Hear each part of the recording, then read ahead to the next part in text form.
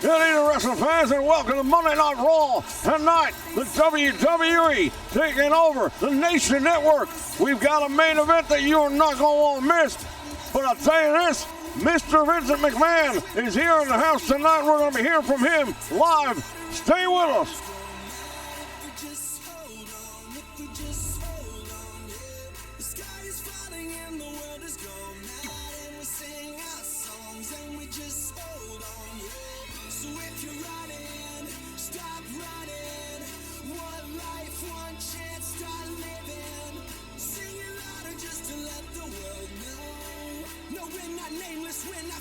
We were born for greatness. We're not nameless, we're not faceless. We were born for greatness. We're not nameless, we're not faceless. We were born for greatness.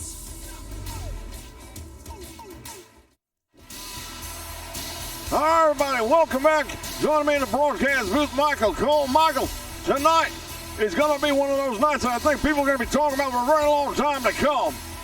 Well, no doubt about it. And we're getting a look right now at the World Heavyweight Champion, Bret the Hitman Hart, as he comes down to the ring. Well, there's been a lot of animosity going on between members of the Hart Foundation and the CEO of the World Wrestling Entertainment, Mr. McMahon.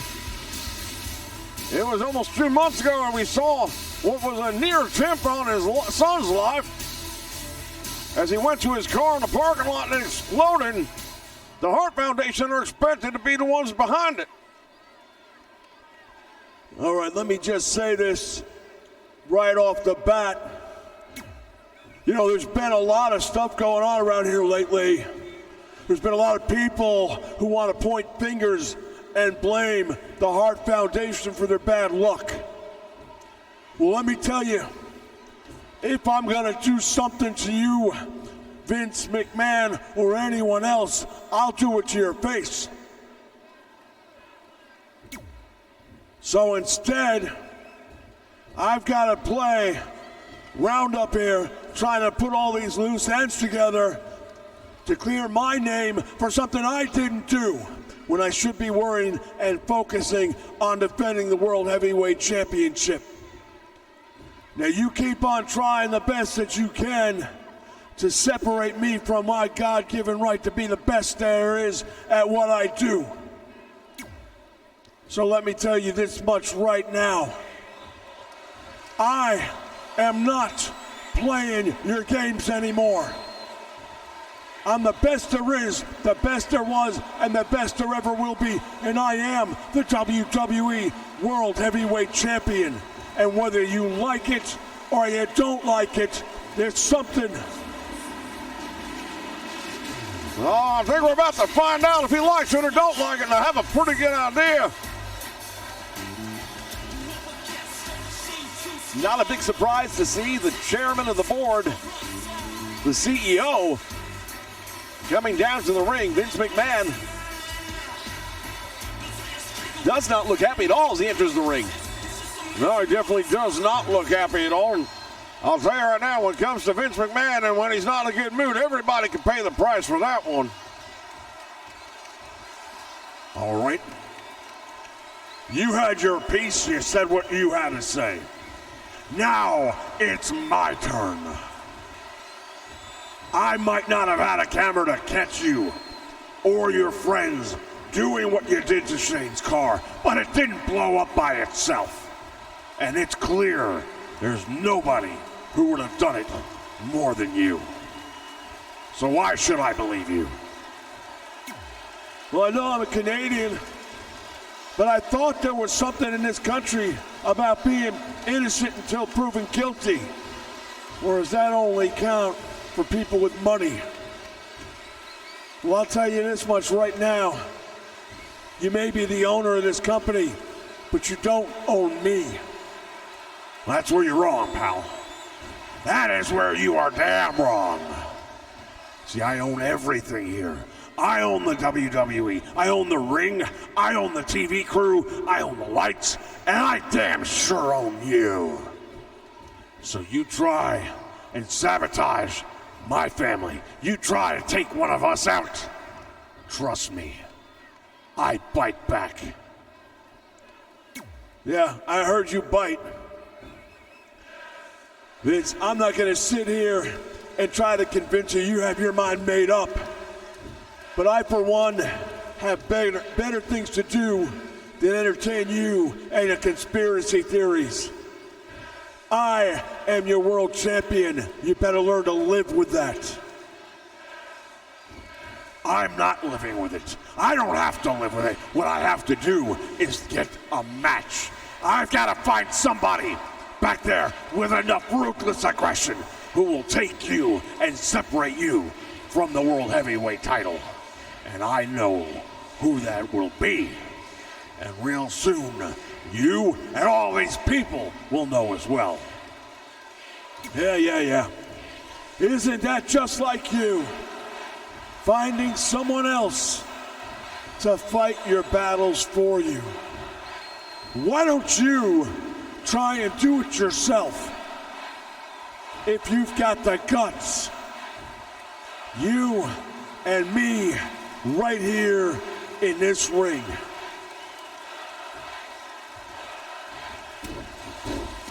Oh, well, damn, I'm not sure that's what he had in mind right there, but Vince and Kenny McMahon attacking the World Heavyweight Champion with a big shot to the head. I can't believe what we just saw. Mr. McMahon is attacking the World Heavyweight Champion. Ladies and gentlemen, we're just kicking things off here tonight. Who knows what's going to come next? Well, one thing is for sure, Bret Hart was taken off guard. And Vince McMahon now looking down for something. I'm not sure. He pulled something out of his pocket, perhaps. Oh, I think he had a set of knocks. Bret Hart has been busted wide open, and fans, we're going to have to go to commercial. This is out of control. He's the CEO, though. What are you going to do? I don't know. I mean, it's like, can he be fined and suspended? I don't know. And now the Hitman, the champion, coming back up to his feet with a shot and another, and he's fighting his way back.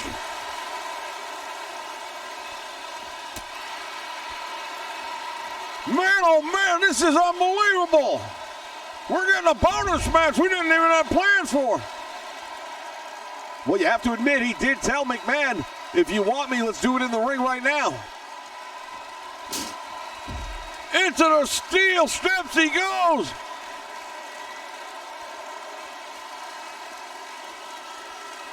Fans, we're going to have to get out of here. Oh, my God. This is too much.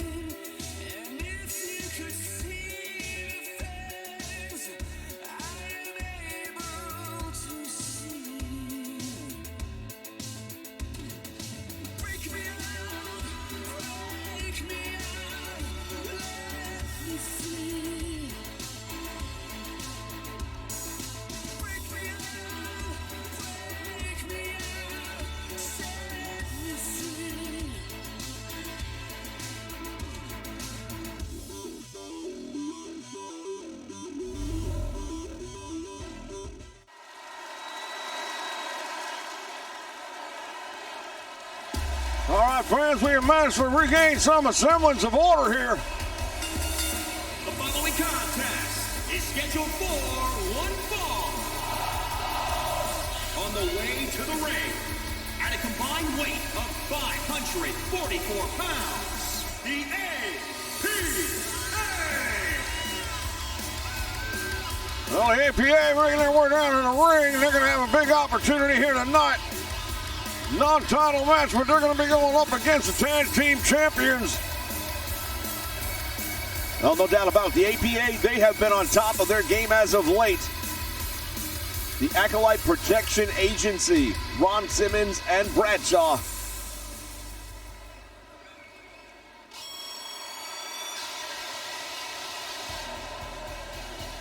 And their opponents, at a combined weight of 485 pounds, the Hart Foundation. To the members of the Hart Foundation, indeed, we got Davey Boy Smith and Owen Hart. They are the tag team champions. Owen Hart, a two-time champion. As a matter of fact, he has got the tag team titles that he's a co-holder of right here, but also the European Championship. Indeed, and as a matter of fact, we understand he's going to have a title defense in that European title in the very near future. More details on that will be coming up soon, but the Hart Foundation right now dripping with gold. Of course, their brother, Bret the Hitman Hart, the World Heavyweight Champion.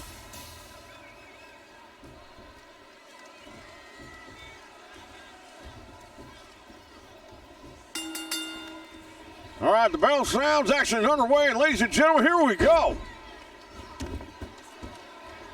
And Ron Simmons off the start of this one gets a figure four headlock on Owen, driving some elbows right into the forehead. That's going to definitely rattle his cage just a little bit. Well, the size and strength advantage right now is going to definitely be in the corner of the APA, no matter which member of their team is in the ring against Owen Hart. However, that'll change when Davey Boy Smith is in the ring. Well, damn sure it'll change a lot. Because Davey Boy Smith, in my opinion, is the strongest guy we've got in the ring tonight. Might be the strongest guy in the locker room, for that matter. He is one of the most powerful guys in this business, and he's got a power slam that puts people through the mat. Devastating backhand knife edge chop by Ron Simmons to the chest of Owen Hart.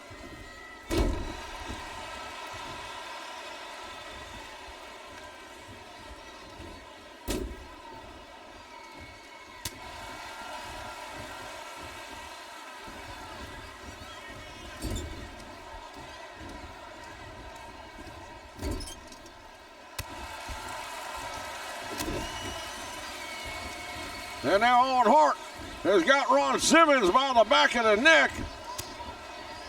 And that's saying a lot. Ron Simmons is one of the toughest guys you're going to see. He is an All-American. I don't have to tell you. Indeed, man. He played for Bobby Bowden and the Florida State Seminoles, had his number retired. He's a legitimate athlete in many sports that he has participated in over the year. Of course, college football being the big one.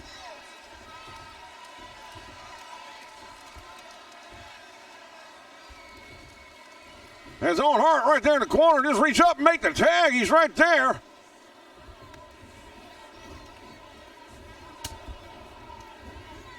Boy, I'll tell you right now, fans, the 2K20 AI really leaves a little bit to be desired.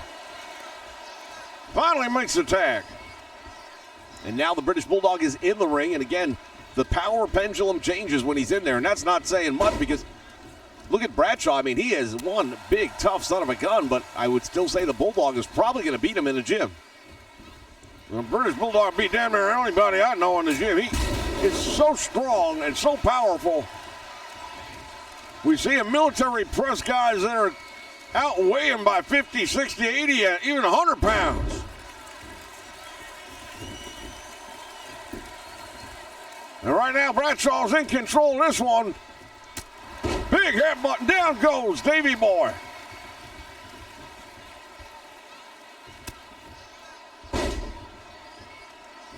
Well, the Hart Foundation right now, they've got to be looking at the future. While the titles are not on the line here tonight, they will be on the line when we go in your house. It definitely will be, and that's going to be a problem, especially if they come up with a loss against the APA. When you're champions, everybody's targeting you. You don't want to be showing weak links. But the fact of the matter is, everyone who's a champion sooner or later is going to lose. It's just the way it works.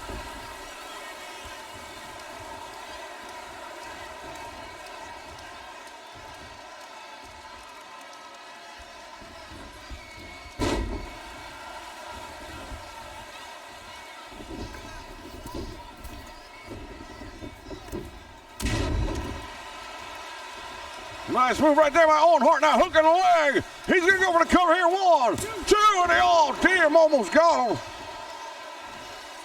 I got to tell you, I'm a little surprised right there. I thought Bradshaw would have kicked out earlier and easier than he did. May have just been laying low and recovering, but it's hard to tell.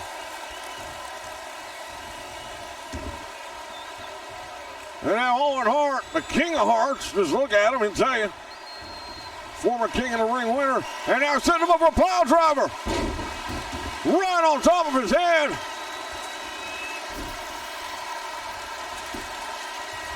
And now hooks the leg. He gets 2.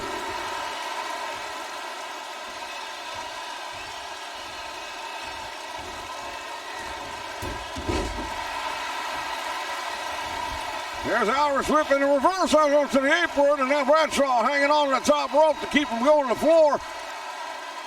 Owen Hart's going to bring him back in the ring the hard way, though. Right now, the tag team champions looking pretty good against the top contenders in the APA.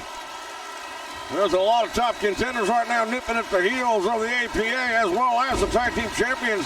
Amongst those included is the team of D-Generation X.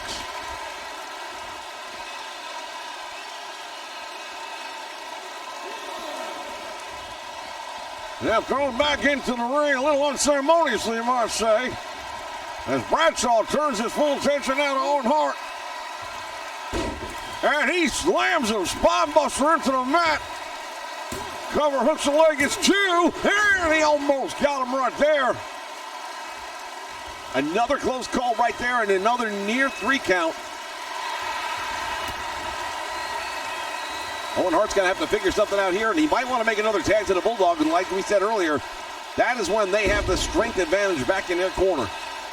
I'll say this, Davey Boy is well rested right now. Probably would be a good choice to bring him into the match if you can.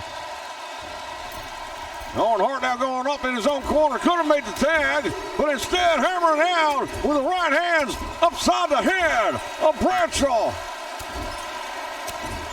He's really dishing out the punishment now, and Bradshaw's on Queer Street. Down he goes. Owen Hart making a big mistake right now, letting Bradshaw cross the ring and make the tag to Ron Simmons, and I don't think he even realized it. That is a huge mistake to be making when you're tag team champion, especially with the pedigree that Owen Hart comes with. You just don't do things like that. Now, I know the title's not on the line, but damn it, man.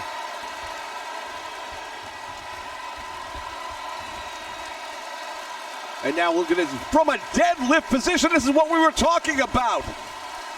Look at the size and the power and the strength of the British Bulldog as he just deadlifted Ron Simmons, 300 pounds of him.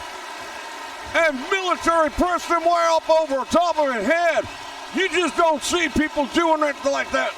That's why these are the top athletes in the world, in my opinion.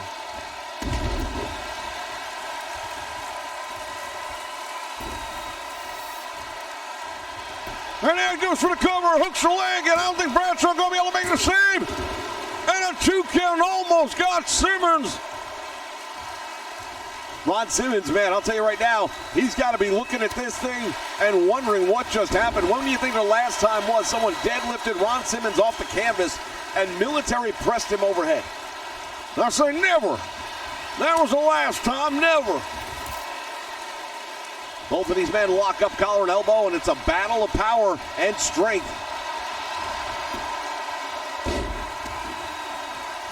And at the end of the day, it came down to a wrestling hold. Fireman Carey getting Ron Simmons an advantage. And now he just spikes the head of the British Bulldog into the canvas.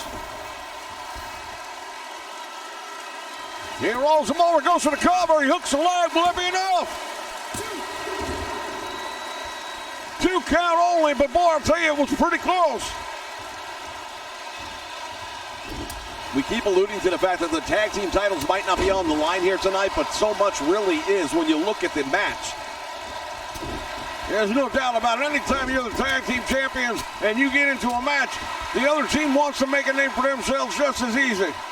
They're going to go out there and do everything they got in their power to pull off a win to say that they're number one and that they should be the tag team champions. And that is what we're seeing right here tonight out of the APA as Ron Simmons using a big clothesline to just take down Davey Boy Smith.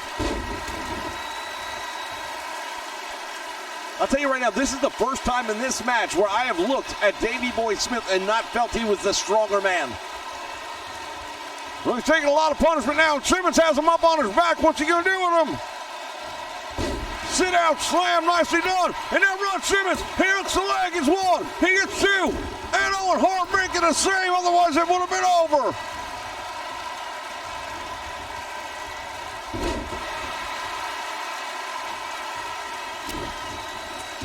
Man, oh man, this is going to be interesting. And now the British Bulldog starting to get back up, starting to fight back. Ron Simmons is now in the prone position, and now it is the British Bulldog hammering away, using that size, using that strength. And there's the big power slam. Will that be the one?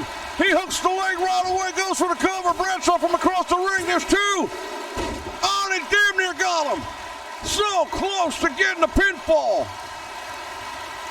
This crowd on its feet here in Detroit, Michigan.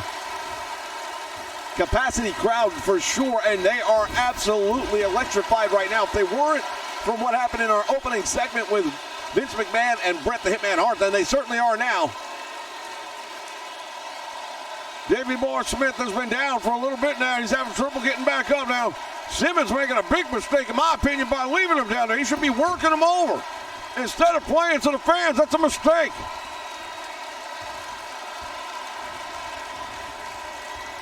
Now Ron Simmons going after the leg. He's got the leg. And now snapping that knee of the British Bulldog.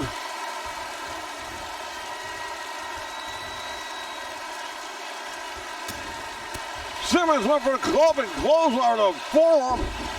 But the Bulldog blocks it and comes back, and now Owen Hart drops off the apron. I'm not sure what that was all about.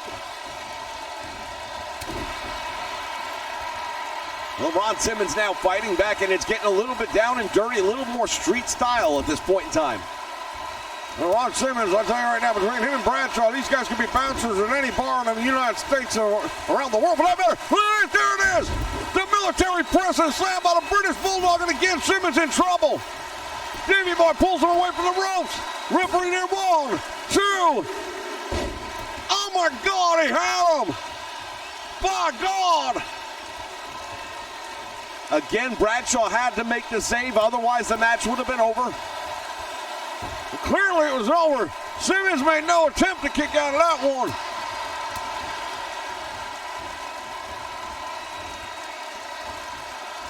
Head first into the turnbuckle. There's the tag made. Now Bradshaw again, the legal man. Here comes a double team. Oh, and there's the tag made now. Here comes Owen Hart, the legal man. And he caught Bradshaw with a clothesline. Well, both of these teams have made some very fundamental mistakes. Pile driver right in the middle of the ring. That could be Oshiro right there. Owen Hart knows it. He hooks the leg. Will that be enough to get him? He got, oh man. Bradshaw kicked out of that pile driver on a 2.5 count. Back elbow right there.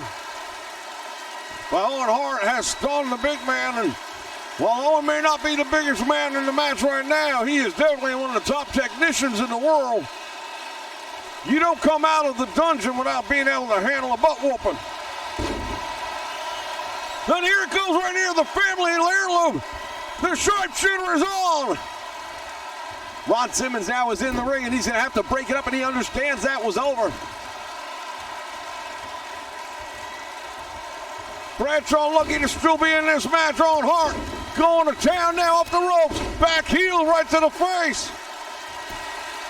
And another cover, hooking the leg 1. Will this be it? He got it. 1. The referee says 2. I'll tell you right now, I thought that was 3.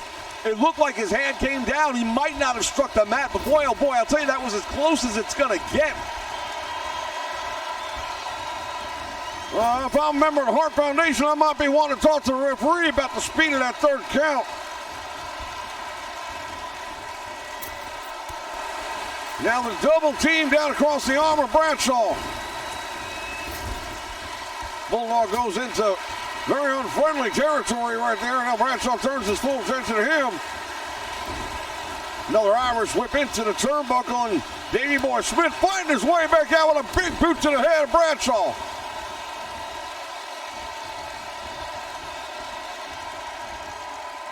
Head first into the turnbuckle now.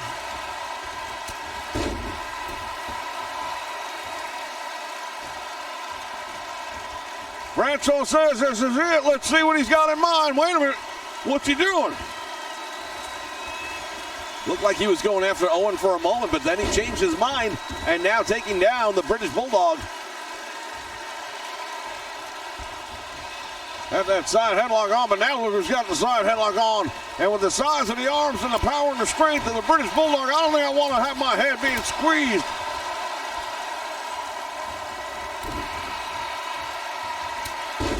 Tremendous uppercut.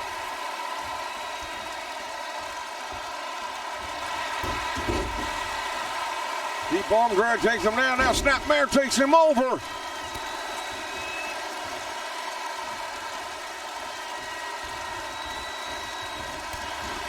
Boot to the midsection, and now the Bulldog with a crucifix. Couldn't hold on. That would have been a good opportunity for a pinfall right there.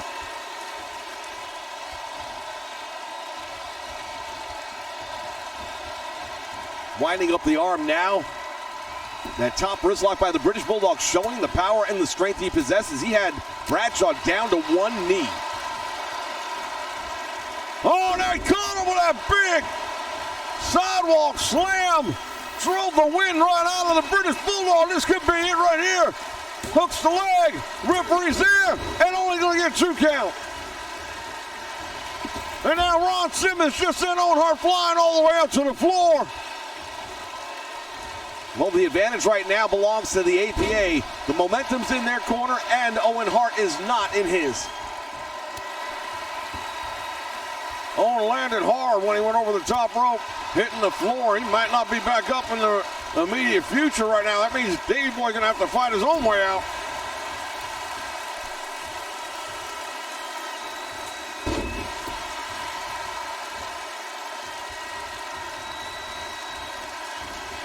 British Bulldog with a big move, and now Bradshaw follows it up, though, with a clothesline to the back of the head, and Davey Boy's out again. There was a point in this match where it really looked like the British Bulldog was going to be the man just taking over. Well, he was taking over for a while, but things have definitely evened up, and there's that sidewalk slam again by Bradshaw. Is that going to be enough? He hooks the leg. But Owen Hart is right there, doesn't even need to make the save, though. You see Ron Simmons getting all the way in the ring, all the way across the other side. Here's a clothesline. And he got him. What an upset. I don't know, is it really an upset? As we take a look back, friends, I don't know, maybe it's not, but it should be. The APA holding a victory over the tag team champions right now. That is going to boast well for them as we head to In Your House.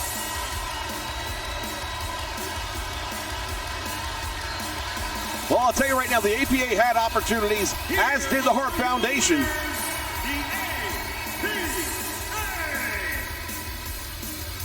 Ron Simmons and Bradshaw with a huge victory over the tag team champions here in our opening contest tonight. This is Monday Night Raw, and ladies and gentlemen, they prove tonight, Raw is war.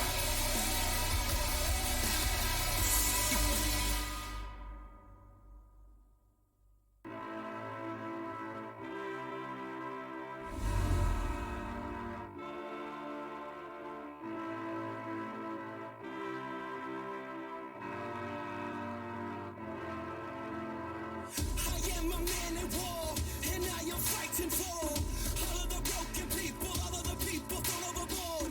They always try to shame us, but they don't speak the language. No, we're not nameless, we're not faceless, we were born for greatness. Somebody saw me unarmed. Fire was set in the dark. It's time that you know.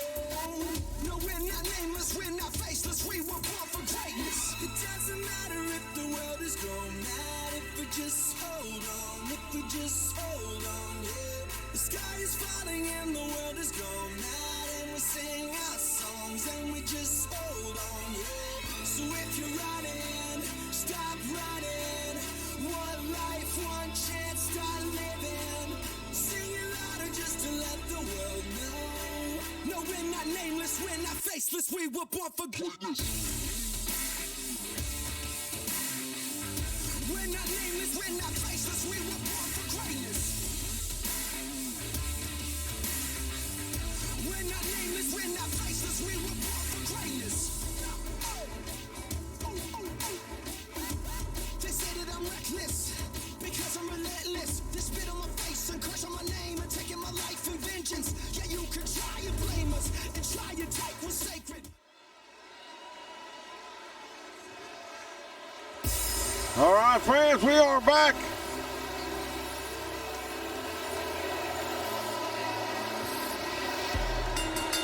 The following contest is scheduled for one fall. Making his way to the ring from Orangeburg, South Carolina, weighing in at 248 pounds, Shelton Benjamin. Well, Shelton Benjamin making his way down the aisle, and tonight he's going to get into a singles competition match, and it's going to be competition, no two ways about that. Well, Shelton Benjamin, I beg your pardon, a member of Team Angle at one point in time, still has a very strong relationship with Kurt Angle. He is a very well-recruited, top-tier athlete when it comes to amateur wrestling. He's parlayed it and treated him very well in the world of professional wrestling. No two ways about that.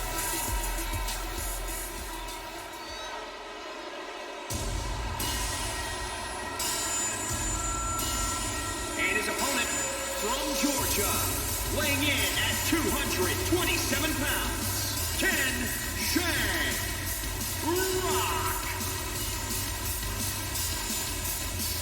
Most dangerous man on the planet, depending who you ask.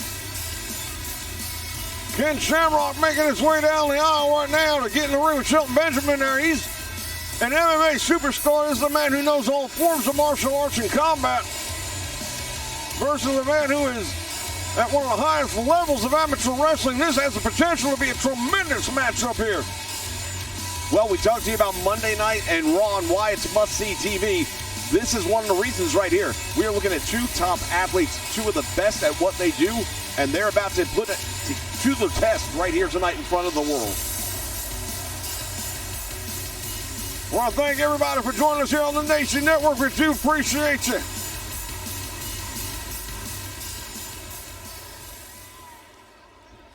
Special shout out to CCS as well as Willie Clark. Also in for Red TV, William Weir and Jesse Mercier. Big power slam right there. Now look at this, Shamrock right off the back going to the power move. Well, we might see a collar and elbow hookup or something like that. We might even see some amateur wrestling to start this thing out, but it's going straight to the power. Power and striking. Now again, Ken Shamrock, he's MMA. He's not a wrestler by trade. He has some wrestling knowledge, and we're going to see that from time to time, but he's MMA. He'll look for a lot of submission holds, a lot of strikes, which is what we've been seeing out of him so far in the match, and he keeps on hammering down with the hammer fist now.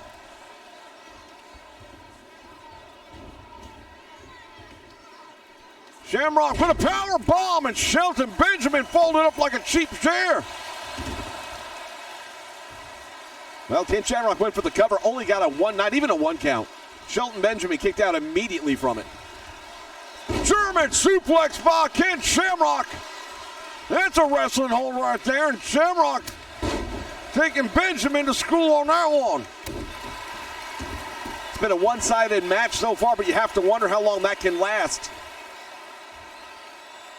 Ken Shamrock picking up Shelton Benjamin from a deadlift position, turning it into a gut-wrench suplex.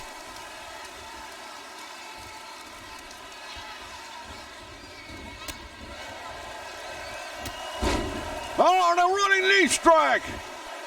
Shelton Benjamin maybe never competed in the world of MMA, but it doesn't mean he hasn't learned a thing or two by watching it. That knee strike really evened things up right now because Ken Shamrock seems to be in real trouble. Single leg monkey flip right there, and Shelton Benjamin showing some of that wrestling knowledge that he possesses right there. At the end of the day, this is not a cage. This is not an octagon we're fighting. It's 20 by 20 ring. Pinfalls and submission.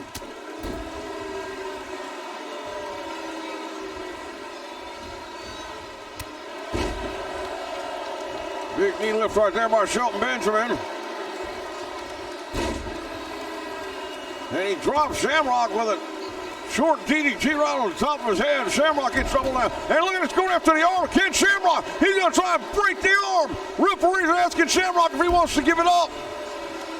Ken Shamrock using that MMA knowledge to escape the hold. He's been in arm bars and arm locks before.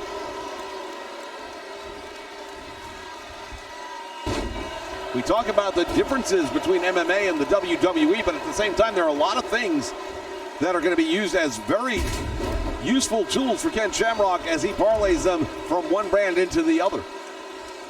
Damn sure is, and he's proven that already here tonight. Shamrock with a drop kick. Now that's something you're not going to see in an octagon.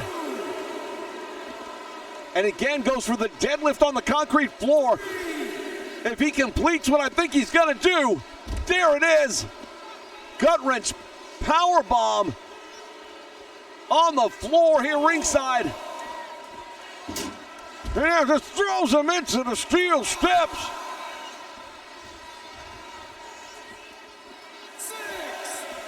Referee's count is climbing, and these two men better be paying attention if they don't want to be on the short end of the paycheck. Benjamin back out now. Referee's count will start all over again.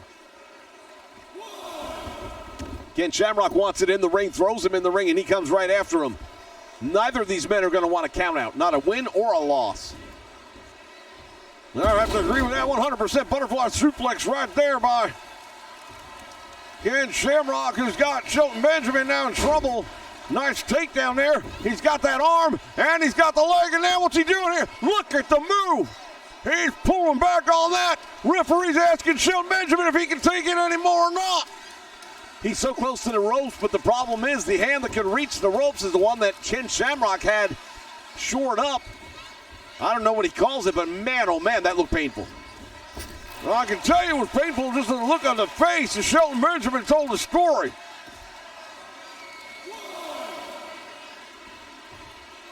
These two men putting on a clinic here tonight, no two ways about it. It has been one hell of a night of professional wrestling already here on Monday Night Raw. Fans, if you're just joining us, welcome aboard. We'll try and get you up to speed here.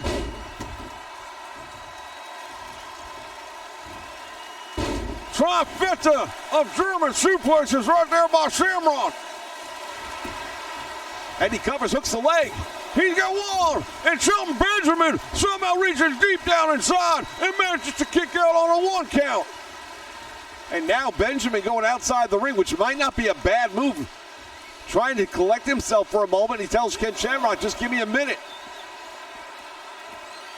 Well, he may have used that as a ploy to get Shamrock outside the ring, because right now Benjamin regaining control of the match, at least for the moment. Ken Shamrock always able to come up with an answer, though, and he did it once again right here. Again, referee's count continues. What a stiff forearm right to the face. And Benjamin suplex here on the floor. Shamrock thrown back in the ring, and now Benjamin follows him in. There's a lot of pride in these two men. Neither one of them is going to want to lose to the other. It's not just about bragging rights either. Shamrock hooks a leg. He thinks he's got him. Referee's in for two. And Shelton Benjamin just barely gets his shoulder up off the canvas. Man, oh man, I cannot believe how close that was. It looked like Shelton had nothing left. And there it is. The ankle lock is on. He's got him. He's got him. And Shelton Benjamin's way too far away to make a save for the ropes. Referee's asking him if you had enough. Damn it, Shamrock almost broke the leg of Shelton Benjamin. He might have done damage. And again, Shelton Benjamin just keeps on fighting through it. Can you imagine the kind of pain he's got to be in right now after that ankle lock? Ken Shamrock had that on there. He cinched it in deep.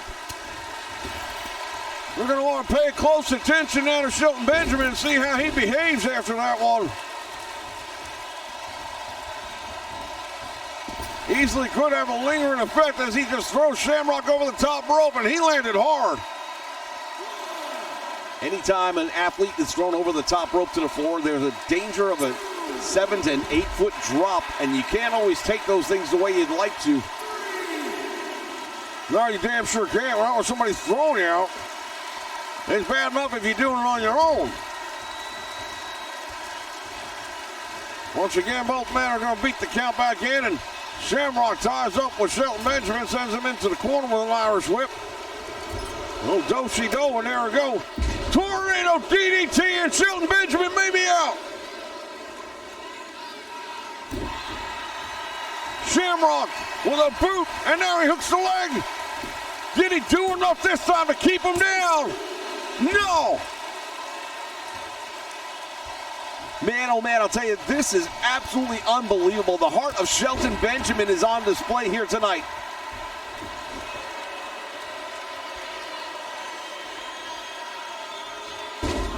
Oh man, he caught him. What a DDT, just drove him, knocked him out, and he got the win. Shelton Benjamin with a tremendous victory over Ken Shamrock. Wow, I'll tell you right now, fans, that in my book is a big upset. And that's not to take anything away from Shelton Benjamin or his abilities, but Ken Shamrock, he's an MMA World Heavyweight Champion. Well, again, this is not the octagon. We're not fighting inside of a cage. This is professional wrestling, and Shelton Benjamin just took him to school. I've got a funny feeling we have not heard the last between these two men, and after that match, I certainly hope not. I would definitely want to see another. Here is your winner, Shelton Benjamin. Shelton Benjamin with a tremendous victory. Fans, stay with us. Plenty more action still to come here on Monday Night Raw.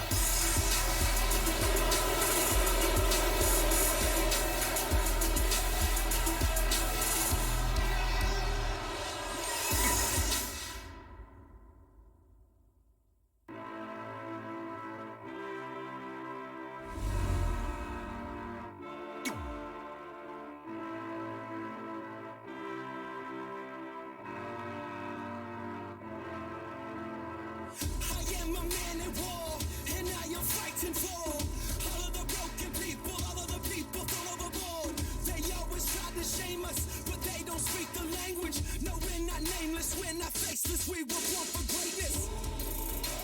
Somebody saw me unarmed. Fire was set in the dark. It's time that you know.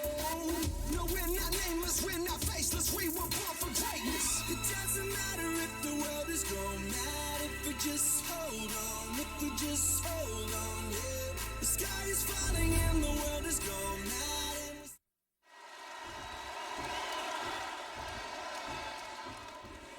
All right, fans, we are back. All right. Now, I just want to take a moment. To discuss what happened earlier tonight. Bret the Hitman Hart. Perhaps I stepped over the line. As the CEO, I have responsibilities that are bigger than me and you. But as a family man,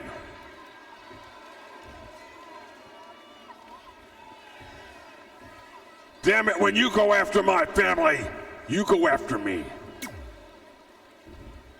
I have no problem taking care of business one-on-one. You want to talk to me about getting in the ring with you? I proved tonight I'm not afraid to get in the ring with you. I'm not afraid to get in the ring with anybody. I'm Vincent Kennedy McMahon, damn it!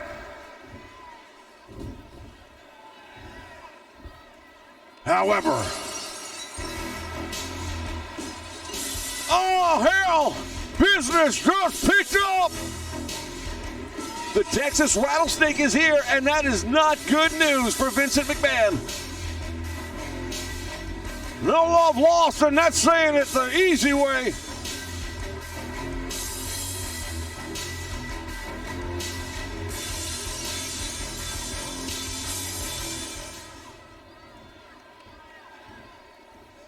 Why?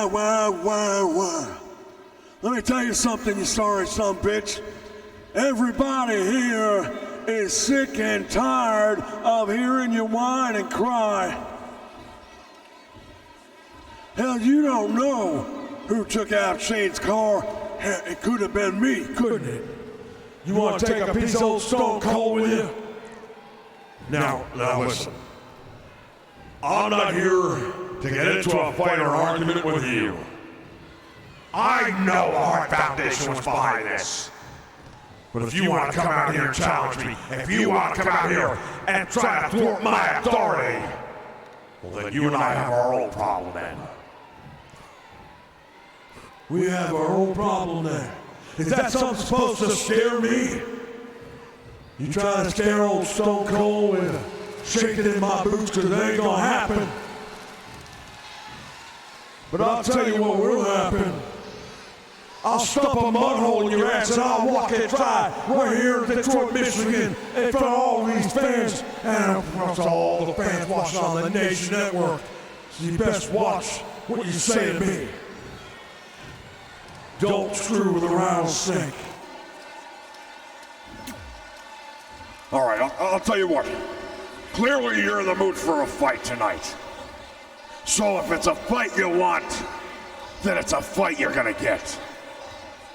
I want you to find a couple of tag team partners.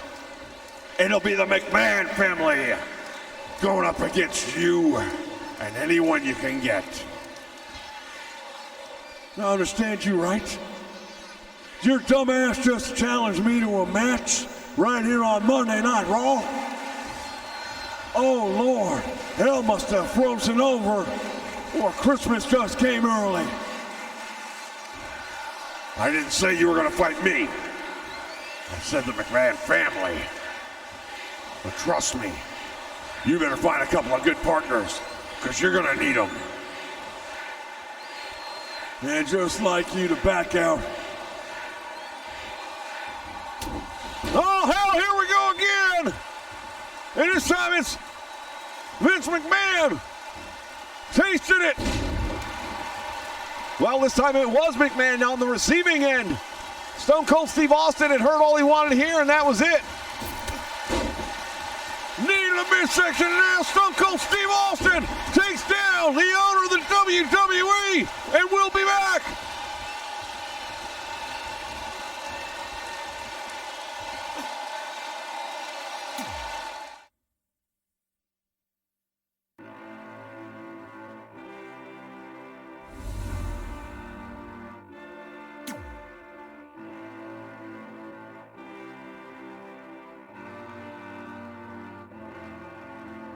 I am a man at war, and I am fighting for all of the broken people, all of the people full overboard. They always try to shame us, but they don't speak the language. No, we're not nameless, we're not faceless, we were born for greatness. Somebody sound the alarm. A fire was set in the dark. It's time that you know. No, we're not nameless, we're not faceless, we were born for greatness. It doesn't matter if the world is grown mad, if we just hold on, if we just hold on, yeah. is falling and the world is gone mad, and we sing our songs and we just hold on, yeah. So if you're running, stop running. All right, fans, we are back, and what a night it has been here on Monday Night Raw. All hell breaking loose from the opening. The following contest is scheduled for one fall. Making his way to the ring from Dudleyville, weighing in at 149 pounds, Spike Dudley. A raucous crowd here at the Joe in Detroit, Michigan for Monday Night Raw. Ladies and gentlemen, live here on the Nation Network. As Spike Dudley, the runt of the litter, makes his way into the ring. Spike Dudley, he looks more like he should be my newspaper boy than a professional wrestler. And he's going to be going in the ring against one of the more seasoned veterans in the world of professional wrestling, a second generation top-notch competitor if ever there were one. It ain't going to be an easy night for sure to the pay window for Spike Dudley.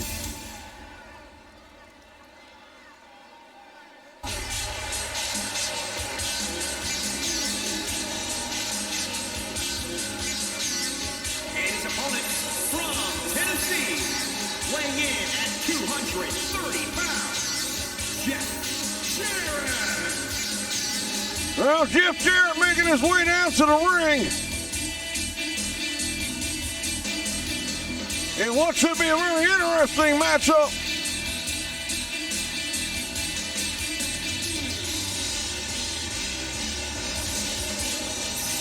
Not finding much in the way of support ringside, I can tell you that much right now. This crowd is definitely standing behind Spike Dudley here tonight. Well, they can stand behind him all they want. They're not going to be able to help him get a pinfall or a submission.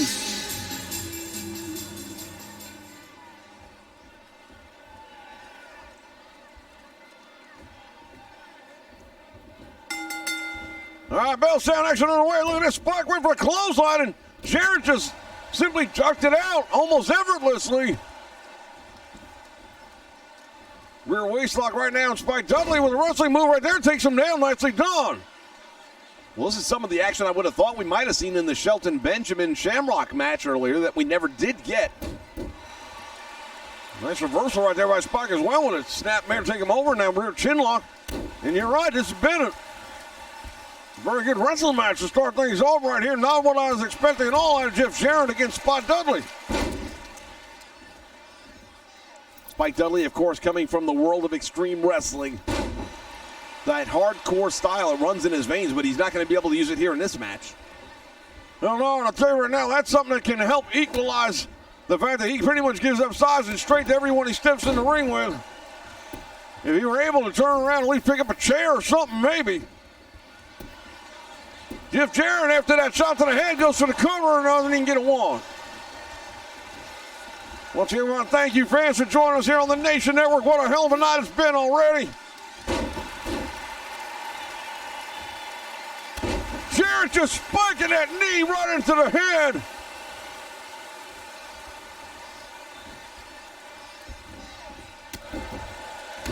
Once again, that back kick right to the head of Spike Dudley, but look at Dudley comes right back with something of his own. I think the fans here in Detroit are shocked like I am. I don't think anybody expected this kind of a match between these two men. Oh my God, a brain buster, he might have broke his neck. Spike Dudley came down hard with that one, and he is in trouble, no two ways about it.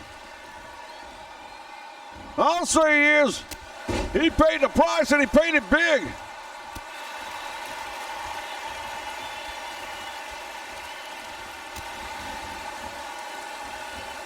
Now go for a belly-to-belly suplex, but Jeff Jarrett caught him. What a move right there by Jarrett. Hooks the leg. That might be it now. And the look on Jeff Jarrett's face says it all. He really thought that was it. He thought he had him.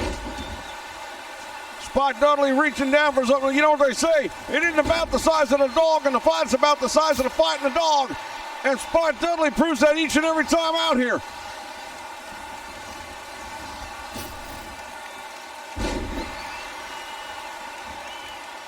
Nice move right there by Dudley with a spine buster. And now all of a sudden, old Double J in trouble.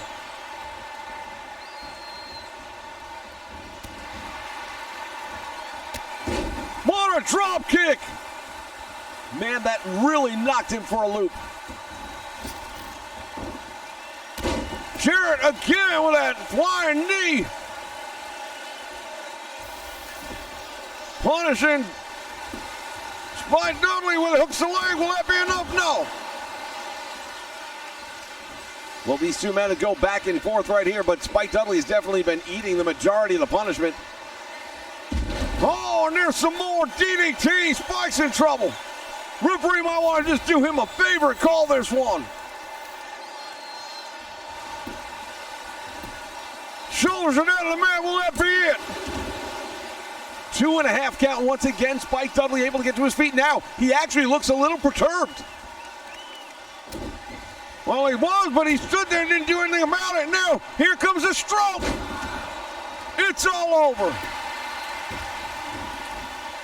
Jarrett hooks the leg, and it should just be a matter of 3. And it is. Well, as they say, it's all academic at that point in time, and Jeff Jarrett showing the world why he's one of the top stars here in the WWE. Well, he's going to be going after Owen Hart in that European Championship real soon. We know that.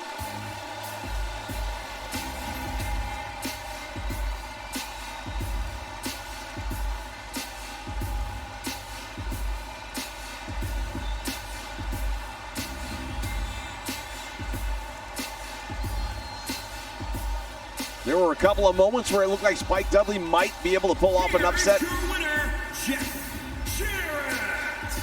Well, I might have missed those moments because, in my opinion, there was never a chance that Spike Dudley was going to win this match. Here is your winner, Double J, Jeff Jarrett. We'll be back with plenty more right here on the Nation Network.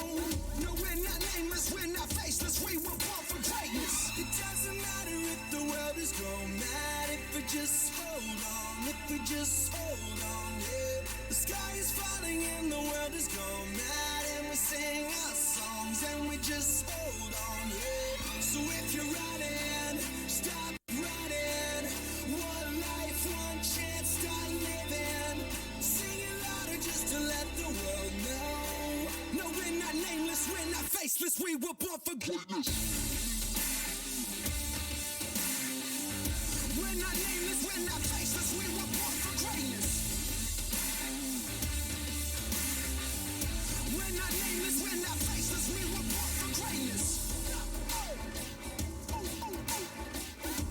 They say that I'm reckless because I'm relentless.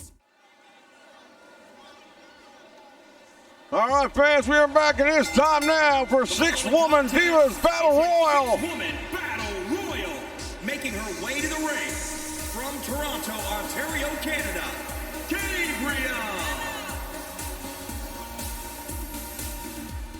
Gail Kim making her way in the ring, and this young lady's really been on fire here in the WWE. No doubt about it, she is one of the top divas here in the WWE, and she is a top contender, and a win in a battle royal like this, well, that's going to definitely give you a big opportunity at becoming the #1 contender. Well, you're talking about in your house. Well, we know the Divas Championship will be on the line, and in your house, the question is, who will be competing for it? Here comes Molly Holly. From Forest Lake, Minnesota, Molly Holly.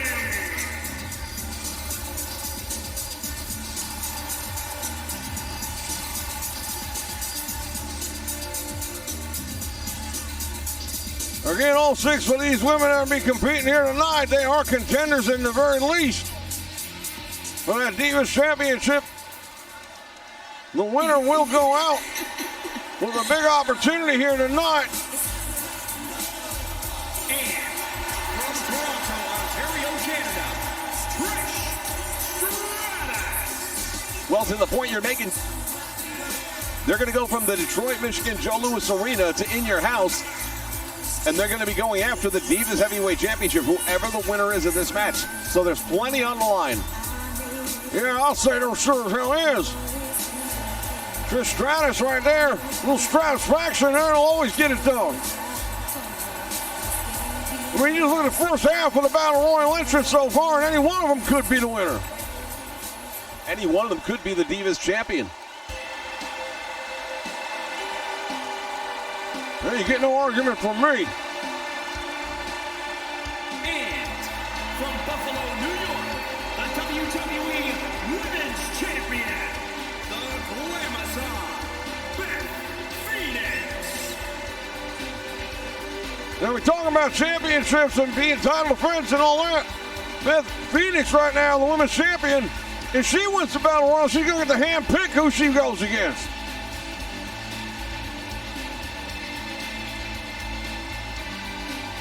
It would still be one of the other 5 entrants, however. These are the top contenders for the title here tonight.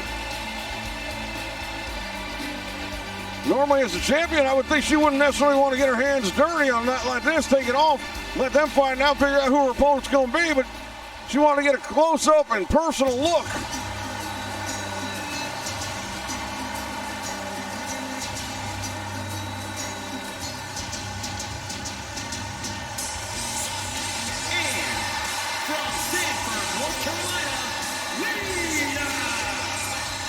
Well, when you talk about top contenders, you've got to have this name in the conversation. Former member of Team Extreme with the Hardy Boys, and now she struck it out on her own, and she is proven to be one of the most lethal women in professional wrestling. She brings a completely different style than anything we've seen in women's wrestling in the world of professional wrestling. She is the female Hardy. The death-defying, gravity-defying,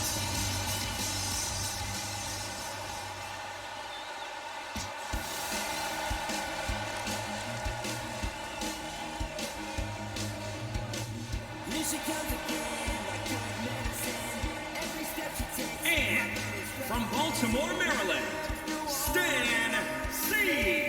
Key Bear. Stacy Keibler coming down now. She probably isn't quite as well-rounded as the other women we've seen coming out here tonight, but she's gotten a lot better. And it's a battle royal, bottom line. You only got to go over the top rope and hit the floor. You don't have to get a pinfall or submission tonight. Yeah, Stacy Keibler, I would not be at all surprised to see her come away with this opportunity, because what she has going for her is a height advantage, and when it comes to going over the top rope, that could be all it takes. Beth Phoenix has her up against the rope. Oh, there goes that. Stacy Keibler, thanks for coming, but you're done. Trish Stratus now is in trouble as well. A 2-on-1 attack as Lita and Beth Phoenix go to eliminate her. She's hanging on that bottom rope for dear life, and if she don't find her way back in the ring, she's going to be eliminated right there with Stacy Keibler. Gail Kim just got thrown across the ring by Miss Molly Holly.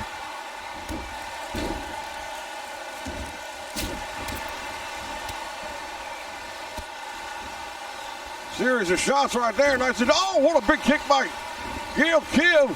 And now Lita on the other side is in trouble. Stratus and Beth Phoenix trying to double team her. Lita managing to find her way back in the ring.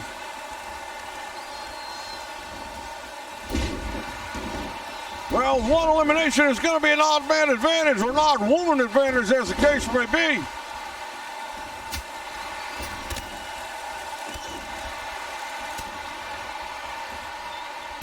Beth Phoenix is in trouble. Gail Kim looking to put her around. And now Molly Holly.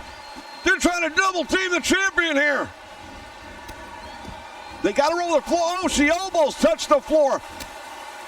hanging on, but just barely.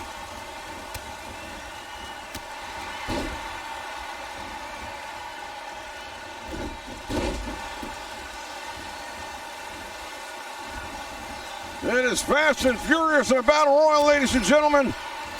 You got all these different participants at one time trying to do the same thing, which is eliminate their opponents by throwing them over the top rope and making sure both feet hit the floor. It's the only way to be eliminated from this match as Trish Stratus goes over, but again managing to grab that bottom rope. The only elimination to this point in time was Stacy Keibler, who lasted about 3 seconds. Yeah, if that long.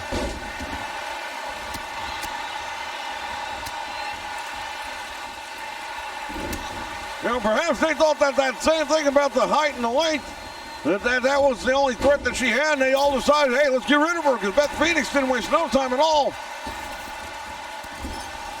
As the champion now coming down on the back, driving the throat of Molly Holly across that middle rope. Bit of a double team going on here. Now Trish Stratus turns on Gail Kim. You can't count on friendships in a match like this. Well, I don't even know if they're friends. Well, they were working together for the moment, but that moment is gone. Yeah, definitely not going to be. You might have a temporary ally set up here. You might get an alliance to be formed, but it's not going to be something you're going to want in blood. It's not something you're going to be counting on. You don't want nobody in this ring to hold your wallet. Let's put it that way. Lita's in trouble again, hanging onto that top rope. And Gail Kim just eliminated the champion. Gail Kim just put Beth Phoenix out over the top rope. Can you believe it? That's a damn sure unbelievable message being sent by Gail Kim, and now she's got Molly Holly by the top rope trying to put her over. And not in a good way. We're down to the final 4 in this match. There were 6. Gail Kim eliminated Beth Phoenix. Well, you gotta almost think right now Beth Phoenix is gonna want Gail Kim to win the match. She's gonna want some revenge. I don't know. You have to think. But Gail Kim was able to eliminate her here. Maybe that's a mental advantage or disadvantage, depending on which side of the equation we're talking about. Now Gail Kim with Molly Holly in a neck breaker. Nicely done.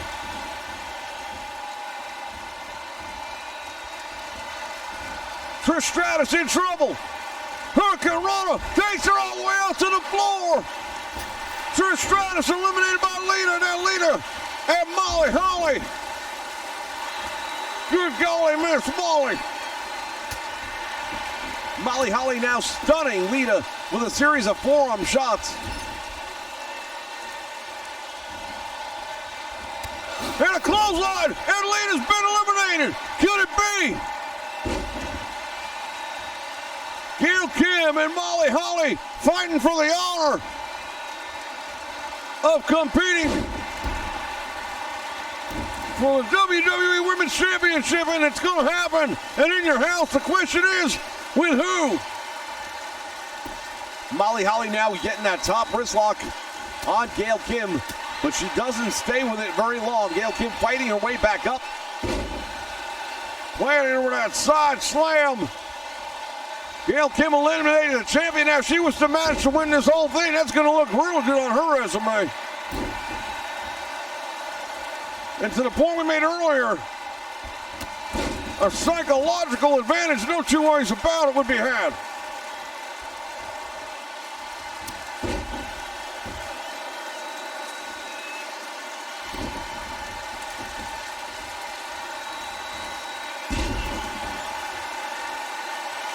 Northern Lights suplex, nicely done right now. Gail Kim is in trouble. Molly Holly, she might have been the dark horse in this one, but she's here to make the best of it. Comes off the top rope, and my God. What impact on that one. She came down right across the chest of Gail Kim, who's in all kinds of trouble. Here's the clothesline. No, Hurricane Rana. And she's done it. Molly Molly Holly has won the Battle Royal.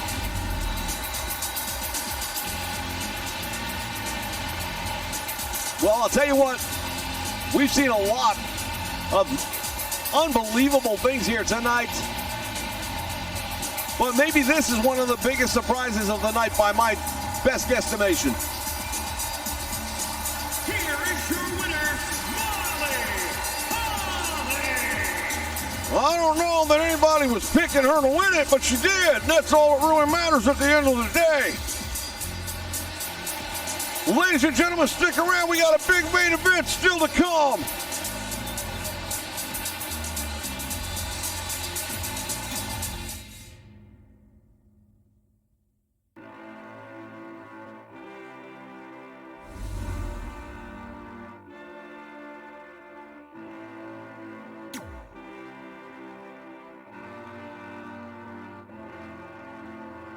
I am a man at war, and I am fighting for all of the broken people, all of the people thrown overboard. They always try to shame us, but they don't speak the language. No, we're not nameless, we're not faceless, we were born for greatness.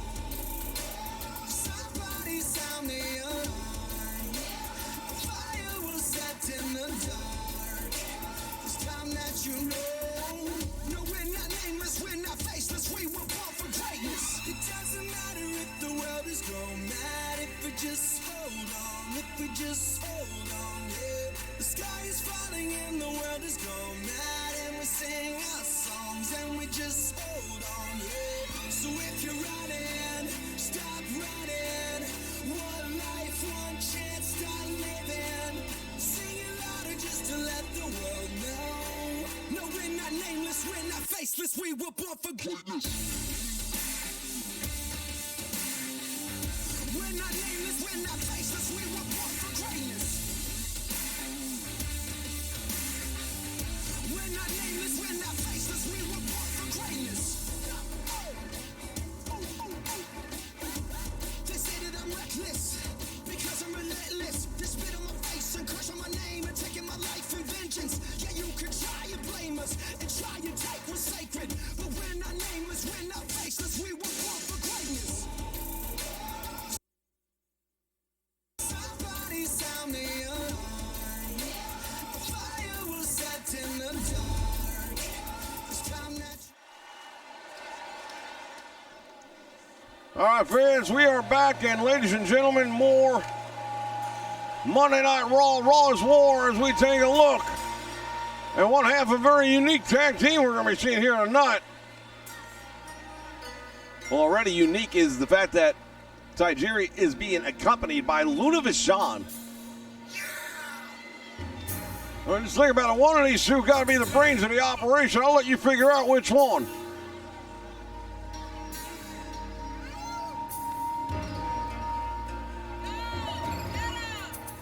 And that's not even talking about his tag team partner.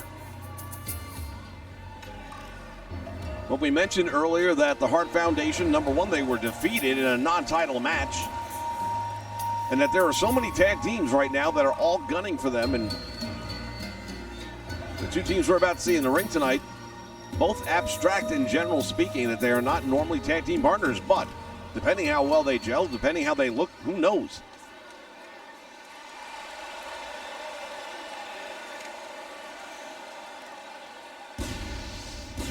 And here comes the Golden Child.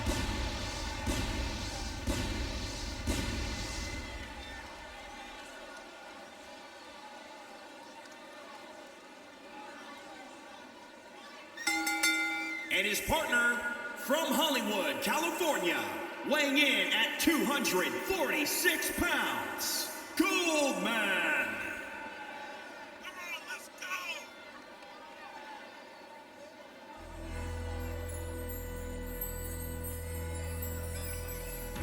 Just a little bit late getting the music queued up. Well, better late than never, I guess.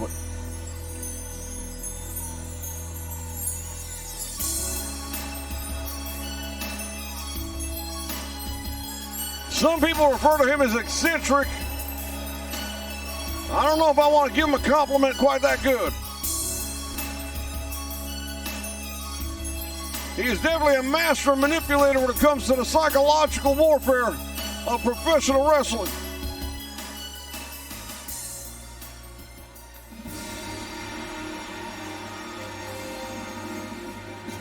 And their opponents first, from Detroit, Michigan, weighing in at 215 pounds, Van Ellis. Val Venus making his way down the aisle. Man who made a living in adult films, now here in the WWE, and you never know what to expect from people around here, do you?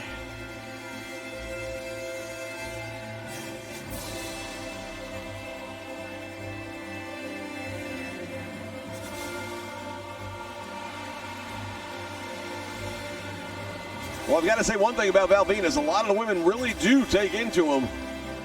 No, I mean, I'm not going to take nothing away from him. He's a good-looking guy. He's built.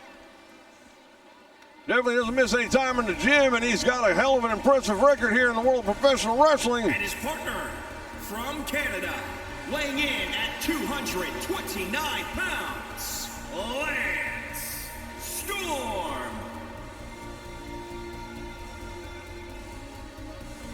Canadian superstar Lance Storm now making his way to join Val Venus for this tag team match. What an eclectic group we've got here. Yeah, again, these are tag teams that are kind of put together that normally would not be together. Not the first time for Lance Storm, however, being in a situation like that. Well, Lance Storm has had some interesting pairings in his career, no doubt about it. There was a stint back when he was wrestling in Extreme. He was one half of the World Tag Team Champions with a most reluctant tag team partner. That's right, Chris Candido. They were actually given marching orders by Paul Heyman that if they didn't do their best to defend the teams as titles as a team, and he felt that one was throwing the match, that they would be thrown out of the World of Extreme. Well, that's some very interesting tag team matches, I don't mind telling you. Collar and elbow tie up. In the corner now, Val Venus goes from behind, and you always want to be a little careful when you say that about Val Venus, but Tajiri now. Coming over the side hand lock, and Venus then back him into the ropes and shoots him off. Drop kick, and down goes Tajiri. Well, I think the advantage clearly has to go outside the ring with Luna Vachon out there.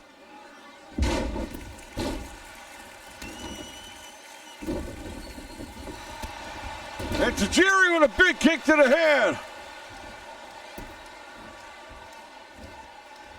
Luna Vachon in her own right, a tremendous wrestler, father, of course. One of the founding members of the Vachon family name. And she has brought that same roughneck, tough talk style here to the world of professional wrestling.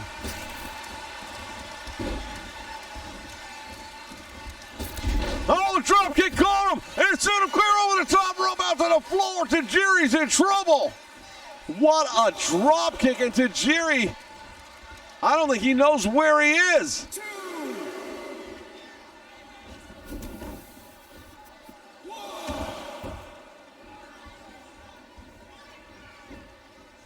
Tajiri going that way. He's on top rope. That might not be a good idea.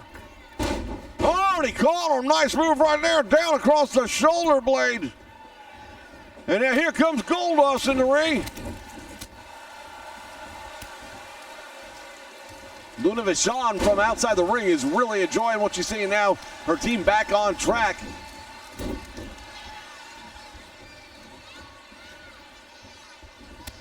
Goldust went for a big spear or shoulder.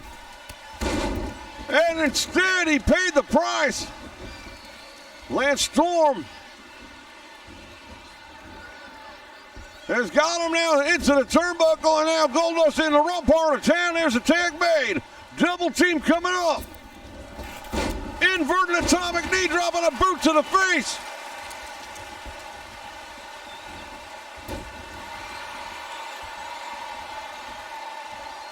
Belly to belly, nicely done.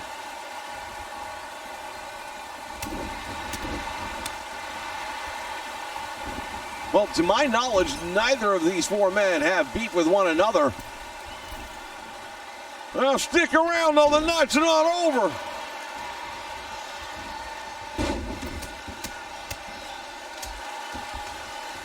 Series of right hands down across the head of Al Venus, and now the man with Venus envy.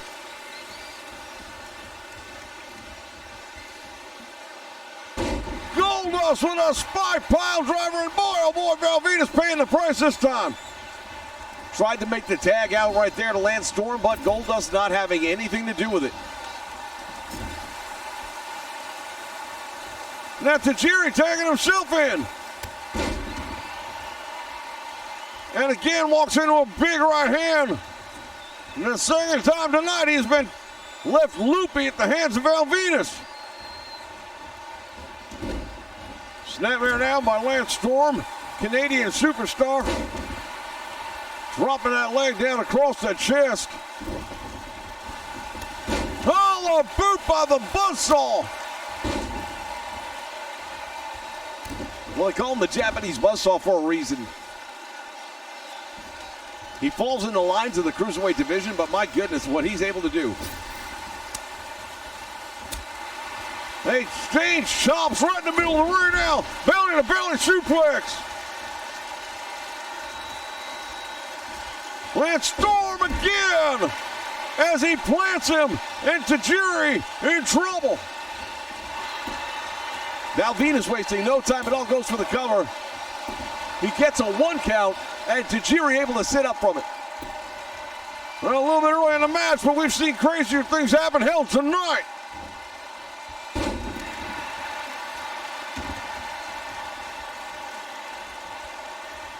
Fans, our main event's going to be a 6-man war is all we know. We don't know who the participants are going to be yet other than Stone Cold Steve Austin. Now I understand he's been politicking backstage trying to get some help.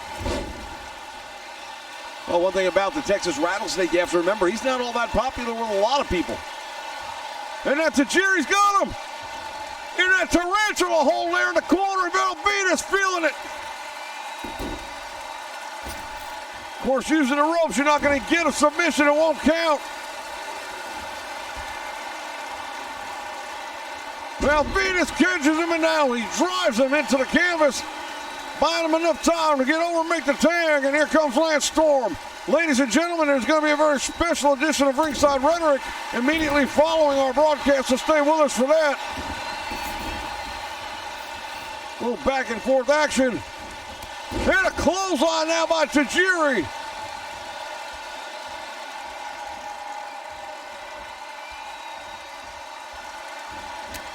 Tajiri with a chop. The kick. Oh, and that's it. He might have put him out cold with that one. Lance Storm, shoulders are down. He's out. Most impressive victory for the team that Luna Vachon has put together here.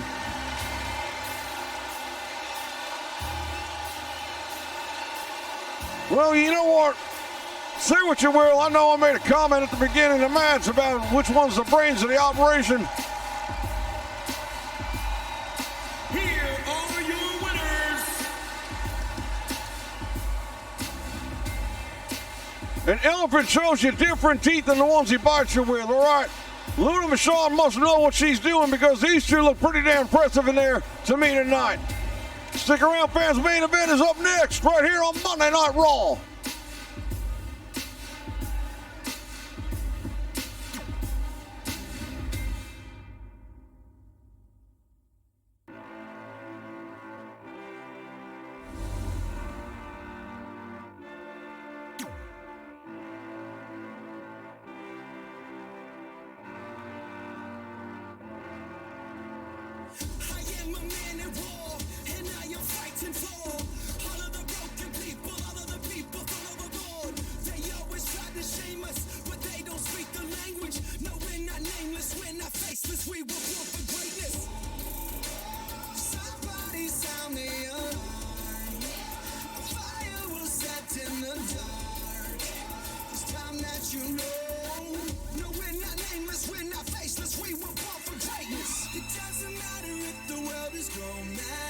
Just hold on, if we just hold on, yeah. The sky is falling and the world is gone mad, and we sing our songs and we just hold on, yeah. So if you're running, stop running. One life, one chance, start living. Sing it louder just to let the world know. No, we're not nameless, we're not faceless, we were born for greatness. We're not nameless, we're not faceless, we were born for greatness. We're not nameless, we're not faceless, we were born for greatness. They say that I'm reckless, because I'm relentless. They spit on my face and curse on my name and taking my life in vengeance. Yeah, you could try and blame us and try and take what's sacred, but we're not nameless, we're not faceless, we were born for greatness. Somebody sound me alarm. All right, fans, we're about to find out. Oh, geez, Louise.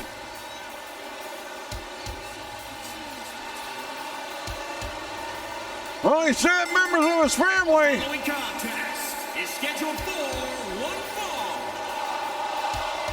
On the way to the ring, at a combined weight of 699 pounds, X-Pac, the Heartbreak Kid Shawn Michaels, and Triple H, D-Generation X. Making their way to the ring. Triple H, the son-in-law of Vince McMahon. So when he said family, I was thinking maybe Shane was coming back. Well, I think a lot of people thought Shane was coming back, and now that begs the question, who was Stone Cold Steve Austin able to recruit to be his tag team partners here tonight? Because it better be somebody good to go up against DX. There better be somebody damn good.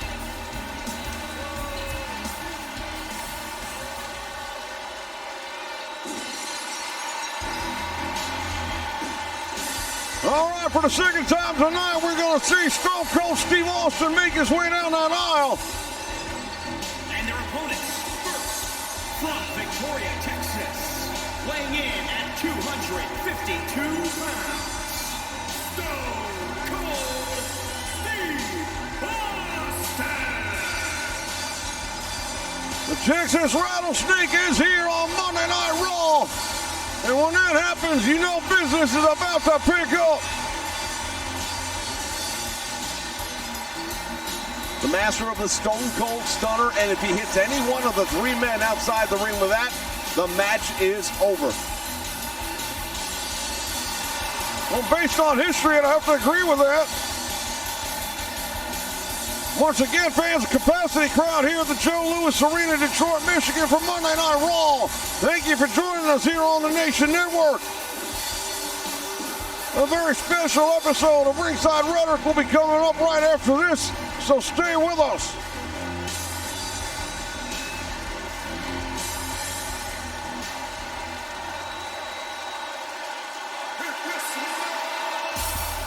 Oh my God!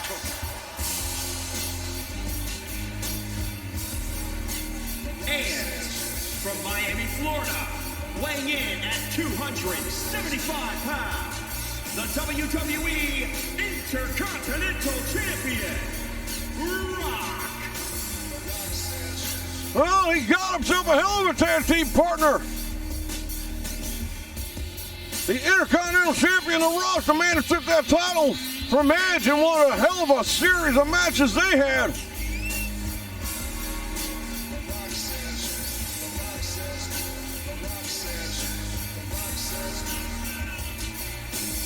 Well, things are about to pick up right now, no two ways about it.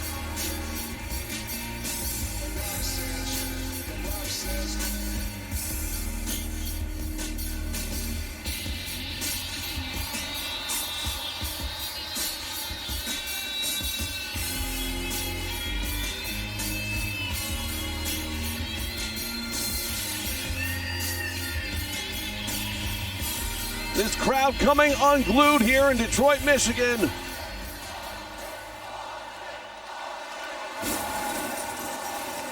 Oh my God!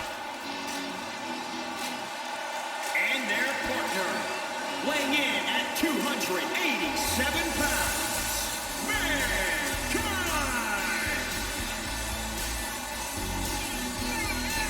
Mama Foley's baby boy is here.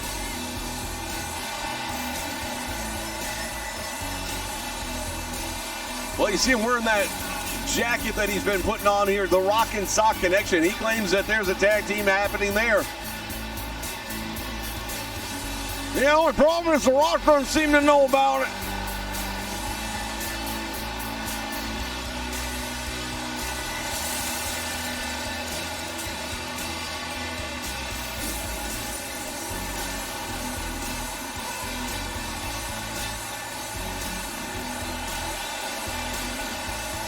What a six-man match we are going to have for you here tonight in the main event of Monday Night Raw.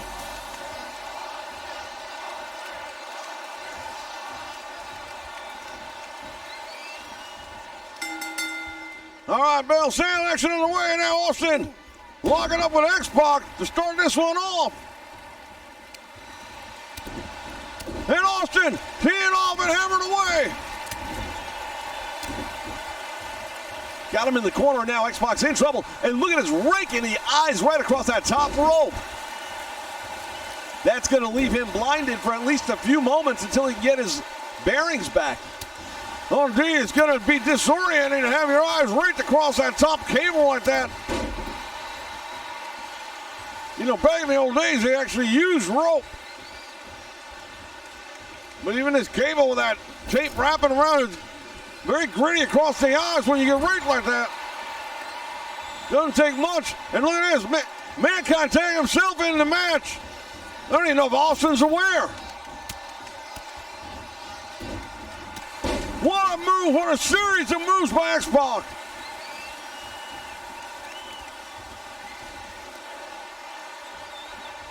Now Mankind slowly making his way back up. Shawn Michaels, the legal man in the ring now. The Heartbreak Kid. And a headbutt. Mankind with a big elbow finds a mark. And now the Heartbreak Kid in trouble. Into the turnbuckle and Shawn Michaels inside out. Shawn Michaels just hit that turnbuckle with so much velocity that he flipped upside down and landed on his shoulders. A lot of speculation on who will be going after Bret the Hitman Hart, and at the top of that list, probably at least two, if not all three names from the Team DX that we see here tonight. You know, noticeable by their absence here in one way or another. Jesse James and the Road Dogg Billy Gunn. Or maybe Road Dogg Jesse James and Badass Billy Gunn. And they're the top contenders as well for the tag team titles, although after the way things went tonight, that may be changed. Shawn Michaels with that desperation tag, and here comes Triple H, and he caught him. Mankind just ate that knee right to the face.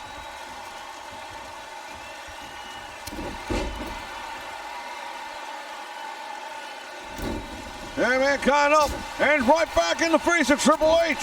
These two men are not put together nearly the same. One is a physical specimen, the other one, science will have to determine later on in life. Another tag in by Austin this time. And I don't think Triple H realized that the tag was made. No, he absolutely did not know. He was continuing to go to work on Mick Foley. Irish whip reversal right there by Triple H, perfectly executed there. And now Austin just got nailed off the apron.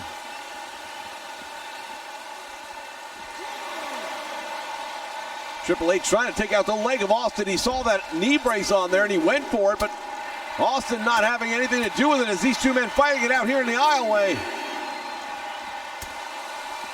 Austin with some big right hands. And another one. Got him in a hammerlock here on the floor. Oh, he rang his bell all right. And now Austin, better turn around.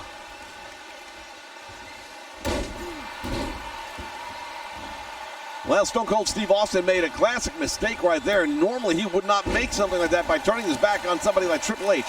Not a good move. Irish whip again, reverse. And a clothesline from behind. Austin takes down Triple H. Swing and a miss.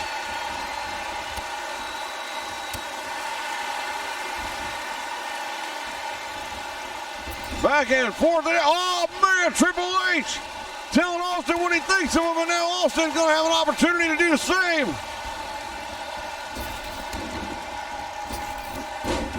Big clothesline, and Austin.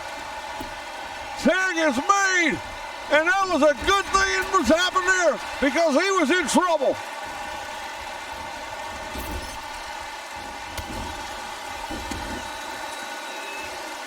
Stone Cold Steve Austin and the boss, Vince McMahon. Words earlier tonight led to fisticuffs. Austin wants him back up to his feet.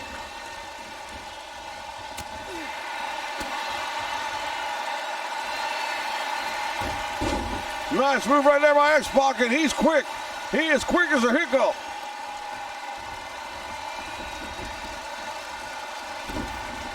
And now Triple H and Stone Cold Steve Austin going to work. Well, we talked about it earlier. Who the heir apparent might be for the World Heavyweight title, and Triple H is a name that has to be on top of that list.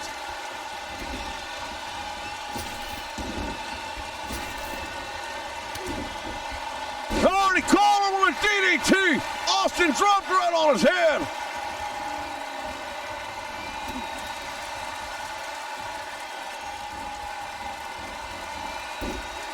Stone Cold Steve Austin with a suplex.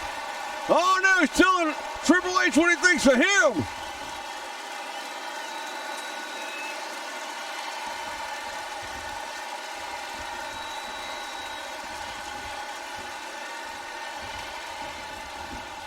Oh, here's to you.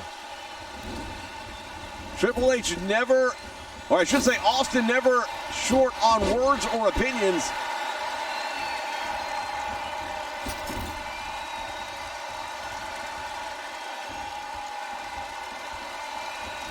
There's a tag made, and now Austin rams him into the head of Mick Foley. Quick tag made, and here comes The Rock, the Intercontinental Champion. We haven't seen a lot of him in the match. Smart move right there by Mick Foley as he cut off the exit. Wouldn't allow Triple H to make it to his side of the mat, or the side of the ring, to make the tag. Spine Buster! Triple H just caught The Rock with that textbook Spine Buster. One, and The Rock kicks out the back door. But he's in trouble, look at him. Yeah, I'll tell you, The Rock does look in really bad shape right now. And now Shawn Michaels, he's a former Intercontinental Champion in his own right, Shawn Michaels.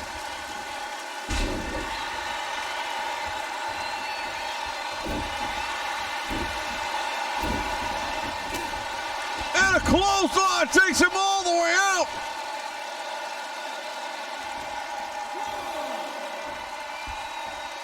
Boy, I'll tell you right now, this match was made on the fly, but it is turning out to be something else, ladies and gentlemen.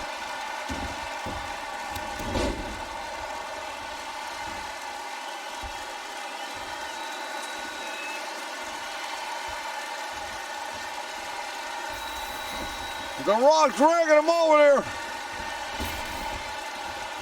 Shawn Michaels starts to stir, and then Rocky decides to let him up.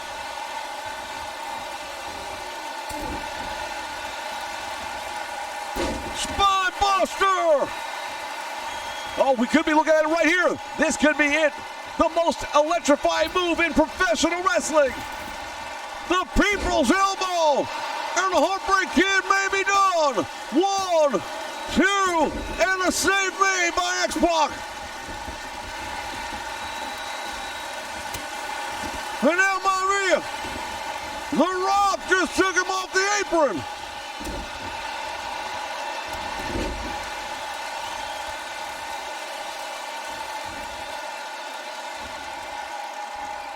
Well, the Heartbreak Kid, Shawn Michaels, right now is in trouble. Just had the taste knocked out of him with the people's elbow. And there's a bulldog.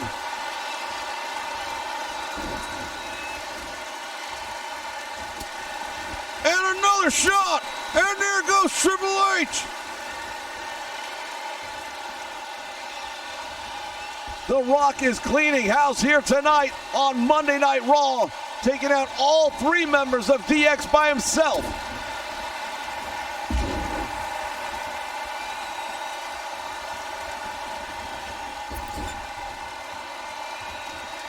Shawn Michaels now is in no man's land.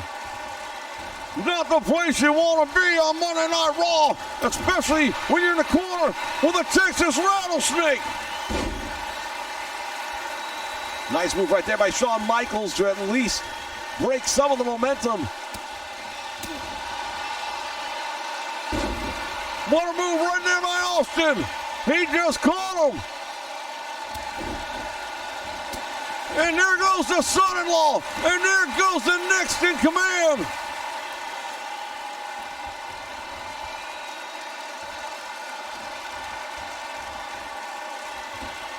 Austin with a death press and then hammered away on the head of Shawn Michaels. Will this be it?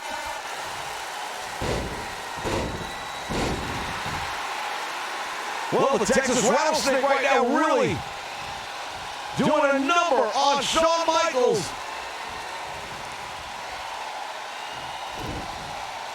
Stone Cold Stunner.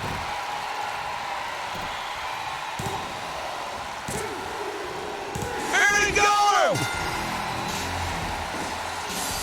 What a victory for Stone Cold Steve Austin. Well, you gotta know one thing, Vince McMahon is not gonna be happy with the outcome of this match. He's definitely not gonna be happy with Steve Austin's actions here tonight. Here are your winners.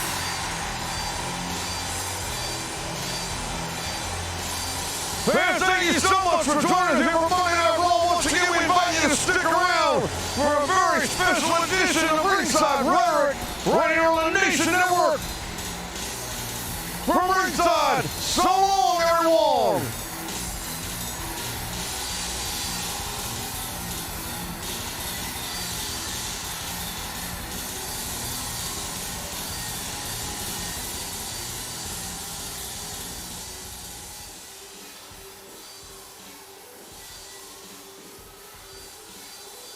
Hello, everybody. Welcome back. How's everybody doing out there?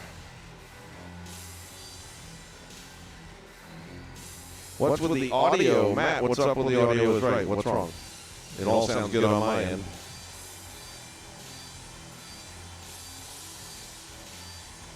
Talking about the fact that they forgot to announce the winners' names. That's just 2K being 2K. Oh, thank you guys for hanging out tonight. I did post a poll earlier in the week trying to find out what was a better time frame for the majority of people to catch a live stream, because there's so many people. I tell you guys how much I appreciate you, because I've got people who have been with this channel from the beginning. When I say from the beginning, when it was like 2 channels ago. You know, I've had 2 of them. One was deleted completely by YouTube for copyright back when I was doing a TNA invasion angle, and TNA flagged all my stuff, and I would use clip-its of their videos and stuff like that, and then do the voiceover work off their video. Anyway. So that channel came down. Then I started a new channel. That one lasted a little longer before that one got. It originally got pulled down. Now it's back up, but because so much time has gone by, I can't access the channel. The email address tied to the channel was not a Google email address. So now that everything has to be Google and that time frame is long gone, there's literally no way to log in and even change it or anything. Which is unfortunate, because I'd like to have some fun with that channel now that it's still up there. But if you do a search for Invasion's End, you'll find it. And you can see some of the old stuff from the yesteryears gone by. But again, a lot of you guys have been around for many, many years, and I appreciate that.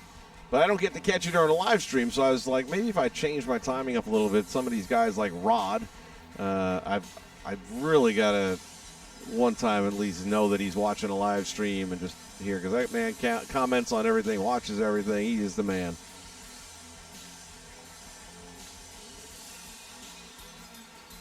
The audio has an echo. Shoot, I wish somebody had said that earlier.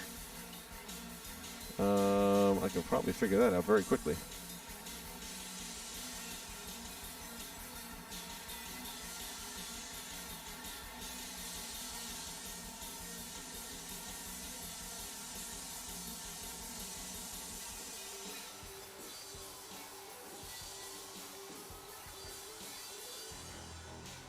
Now that probably took all the music out, right?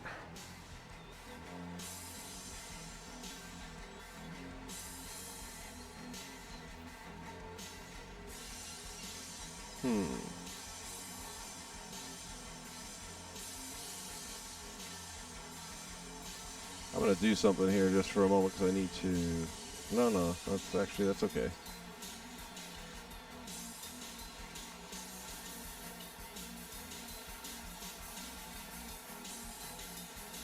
All right, so right now, is the audio echoing still, or is it still good? And I know there's like a 20-second delay, so I'll give you guys a little time to catch up to me.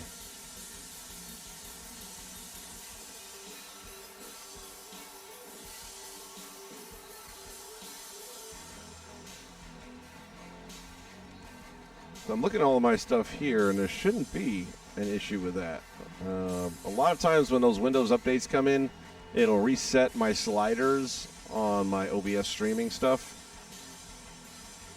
And that's usually where I'll find that problem and fix it. But as I'm looking over my slides, there's only one active, which is the way it needs to be.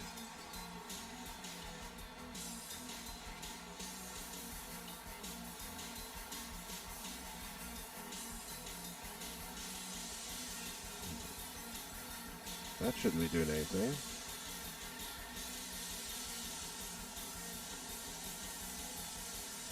Now, the other channel is Invasion's End, all one word. And it's spelled normally, but it's all one word.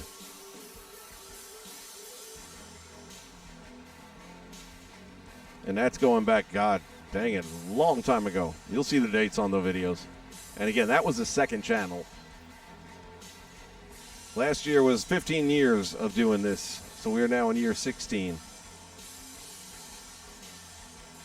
All right, well, I'll do a test later on and see if I'm having audio issues.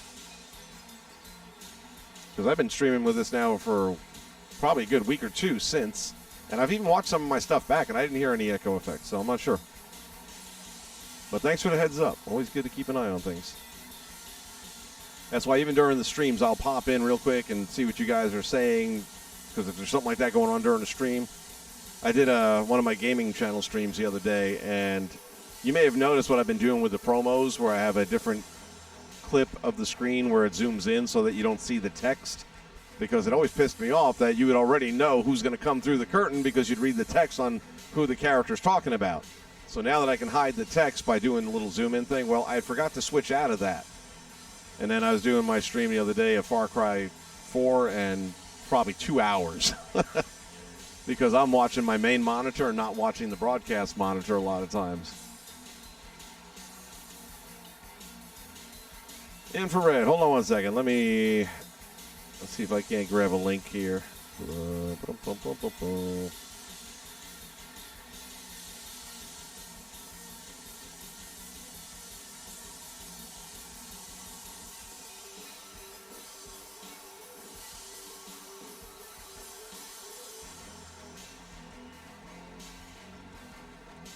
Yeah, dude, if you put in Invasion's End, all one word, INVASIONSEND,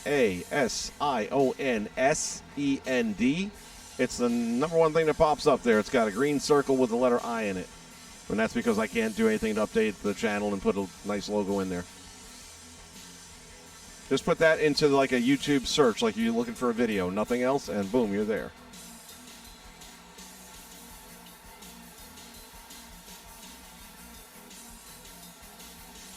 Oh, the echo during the segment, I do that to give it that arena feel. All right, that makes more sense.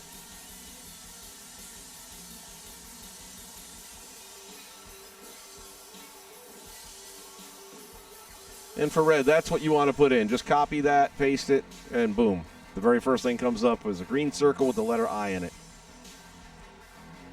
My pleasure, my man. Feel free to comment, but I don't get any alerts for it or anything. There's no way for me to even know if you did comment on it. You can comment back here on one of these matches or streams if you want to.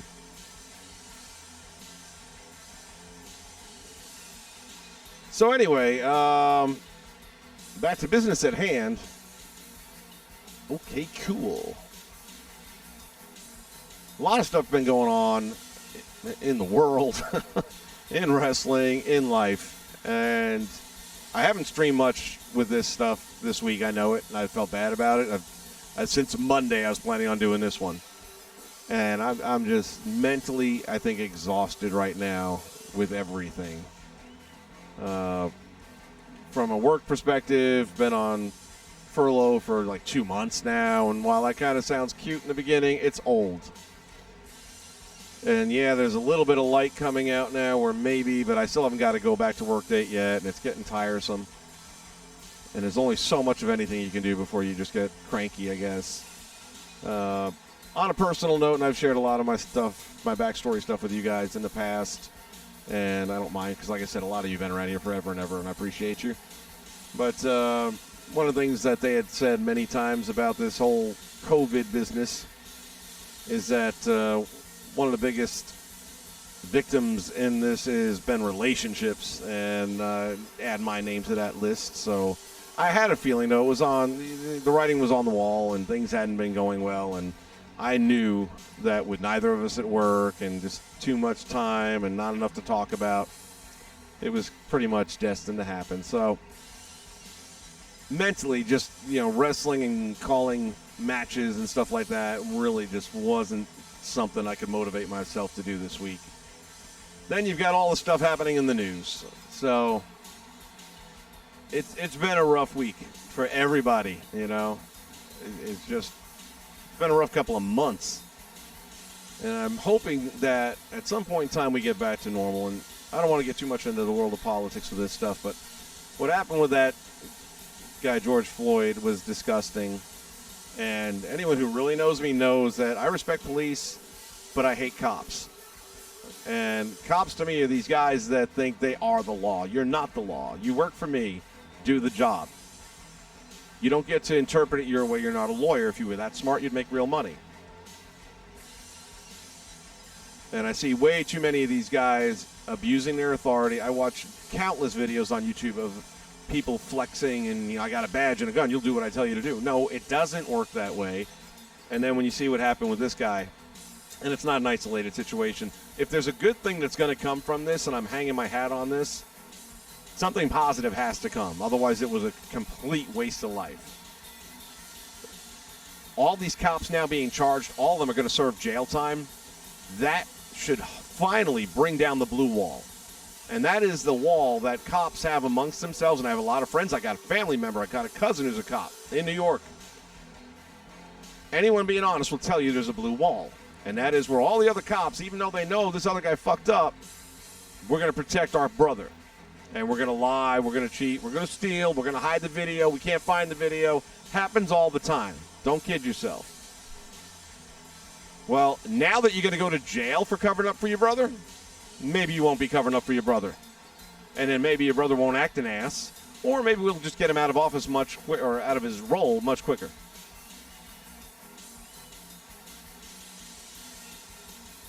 Infrared, man, I feel for you. Look, formerly, I lived in New York for 20 years. First 20 years of my life, brother.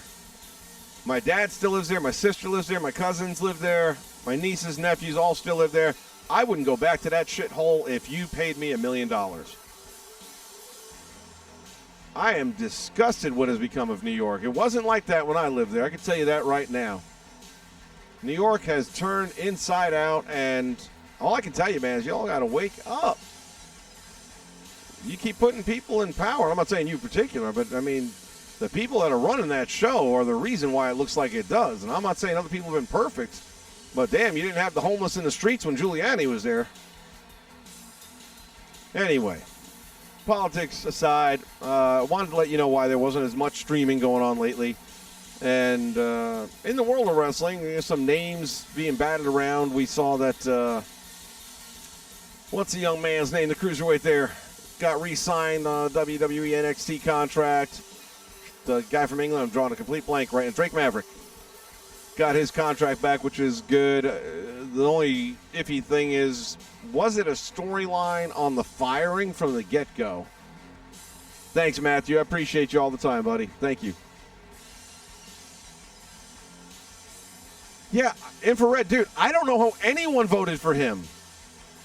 Or Cuomo. I mean, geez Louise, the guy puts COVID patients that are positive in senior retirement homes. Are you kidding me? How do these people, I don't get it. I don't. This is the same state they gave us AOC, whatever fucking name, Ocasio-Cortez, Alexandria. It's like they've lost their, my niece. She's a bright kid, the only one in the family that actually went to college. And when I talk to her, I'm like, oh my God, she's got no brain. She really believes that everything's going to be free someday. Anyway, I have a tendency this time of year getting off on tangents with that stuff, so maybe y'all can reel me in when I need to be.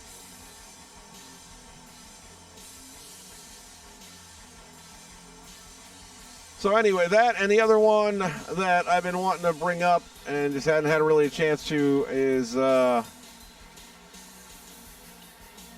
what else is new? Our girl, Nia Jax. It's a tough call. I don't know that Nia really is directly responsible for that injury. And the way they butchered it up on video, you don't even know the girl got hurt. That said, she was pretty close to the stairs when she flung her. And that's a hell of a gash to give yourself. And it looked like she hit the thing straight on, not the corner. I'm wondering how much blood has to be shed before Nia Jax gets fired. And if you're a female in the WWE, are you getting in the ring with that bitch? Because I'm not. And if enough of them will stand up and say, hey, we're not wrestling her. The girl don't know what the fuck she's doing. Then maybe they'll get rid of her dumb ass. She has no upside. Other than that she's related to The Rock, which, who cares? He's done. He provides nothing in the way of sports entertainment. He's good in his movies now, but he's not going to be the world champion. He's not going to come back and do his thing.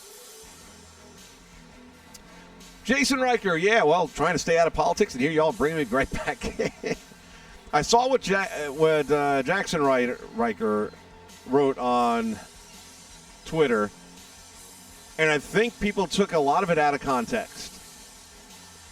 You could definitely read it and get the wrong impression from it, and I don't think he chose his words very well, but if you're not familiar, there's actually a bill currently pending for reparations in the $1 trillion mark. I forget which trillion we're looking at, but maybe $3 trillion to be then dispersed amongst African Americans for reparations. None of us was here 200 years ago. Not you, not me, not anybody was here 200 years ago.